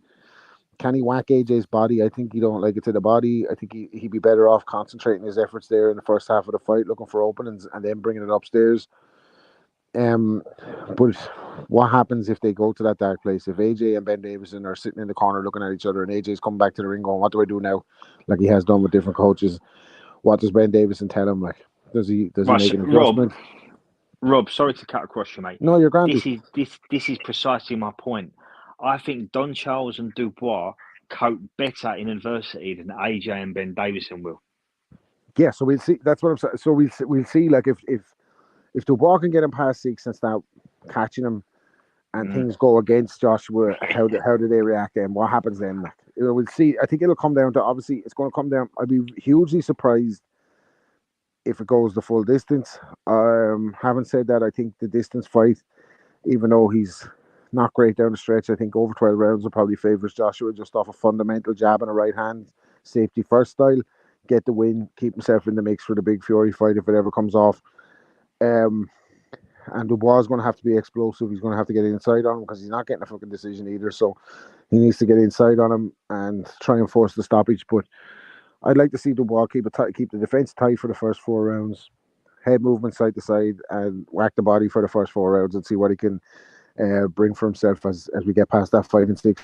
But hugely exciting fight, and the fight could end any time, by the way, from either guy. So that's always an added bonus on a Saturday night main event. Yeah, it's a damn shame I'm going to be out of town for it. I'm only going to be able to catch highlights and such. It's a damn shame at the end of the day. But what are you going to do? It is going to be an exciting fight. I think that that Munguia versus Bazinian will be fun while it lasts. There's obviously some fights on this undercard that are going to entertain. So it's a pretty decent weekend of boxing altogether for us. Friday and Saturday night for us, so that's definitely going to be a win for boxing fans this week. But let's see what we might have coming up. So after that, next week we're going to have that card with Sandy Ryan and Michaela Mayer, but Xander Zayas and Bruce Carrington are going to be on that one, so that'll be good to see that. Let's see here, man. It's just like the week of women's boxing. Michaela Mayer versus Sandy Ryan. What's that? Is it Michaela Mayer versus Sandy Ryan? Yes. Oh wow. Okay. Good yeah, stuff. and then your girl is fighting. It's like a women's fight week. Your girl is fighting in Georgia that same day. It looks like she's going to be fighting Delphine Persoon, putting up her WBC title. No TV I see for that yet, or broadcaster. Baumgartner. Yep. Baumgartner. Then the day after that, you're going to have Rhiannon Dixon versus Terry Harper from Sheffield. Yeah. And other than that, you got that freaking cruiserweight title on a Don King card as well. But it's almost like next week is going to be an episode with Chicks with Dig. Oh boy. Well, poor Ebbs won't be on it anyway, won't she? Not because she's pregnant now. Like. Did she get knocked out? I thought I heard that, but I didn't track it down too much. You thought she got knocked out, but she actually got knocked up. That's what happened. That's what happened. Who'd she get knocked up by? I don't know. I haven't investigated. Was it filmed hold on on, Matty, you was going to offer a competition. That could be the competition, couldn't it? Throw it out to the guys in the chat. Who's the father of the baby? There you go. It could be one of the Nutters. It could. I fucking doubt it. Hey, you don't give them enough credit. There's some fine, wonderful gentlemen in there who Ebony would be lucky to have in her life. You know? I just wonder if she recorded the whole thing on OnlyFans. That's the question. That's what inquiring minds want to know. Even though we're not doing a Belly of the Week segment, I also thought it was funny, Rob, that poor Terrence Crawford, maybe he doesn't have any sort of star power to speak of because he was at the UFC event, and when they flashed by him, they said that it was Kendrick Lamar. Someone's getting the sack over that one. I feel fucking hell. You'll know him by his album, How to Pimp an Aerospins. Yeah. Kendrick Lamar's like 4'1" as well. Like, he's fucking terrible. Really? Take that one. Yeah, he's a small guy. Like, that's fucking bad. Like, that's fucking Garlo. Yeah, people, they're trying to tell you all black people look alike, and it's not true, you fucking racist running television. What the hell? But yeah, anyhow, the world of boxing never ceases to disappoint, even when they're at an MMA event. But it's been fun, and so it sounds like Thursday will be the day. You're gonna maybe catch some of the old guys along with Dez to do a little bit more on this preview here. But it's been great. A couple of super chats in there. I'd like to thank H-Bomb as well as Connor. We appreciate you guys very much for taking part in this and supporting the show. But until next week, I've been your host, Matt DiGianardo. Thanks to Des and Rob Kelly for hopping on. We'll see you fine folks next week. We'll never forget. I think that's good happening. Go to move! We want to be honest, yeah? Crying like a little bitch. I've never met a fucking swank that can fight me. I fell asleep. You're a fucking bum, you're a fucking asshole. Rumpo fucking Steltskin. But allegedly, Oscar Rivas has failed a test. 7 year ain't. I will fucking smash fucking you. I hope you fucking die. Be safe. I love boxing sounds, as simple as that.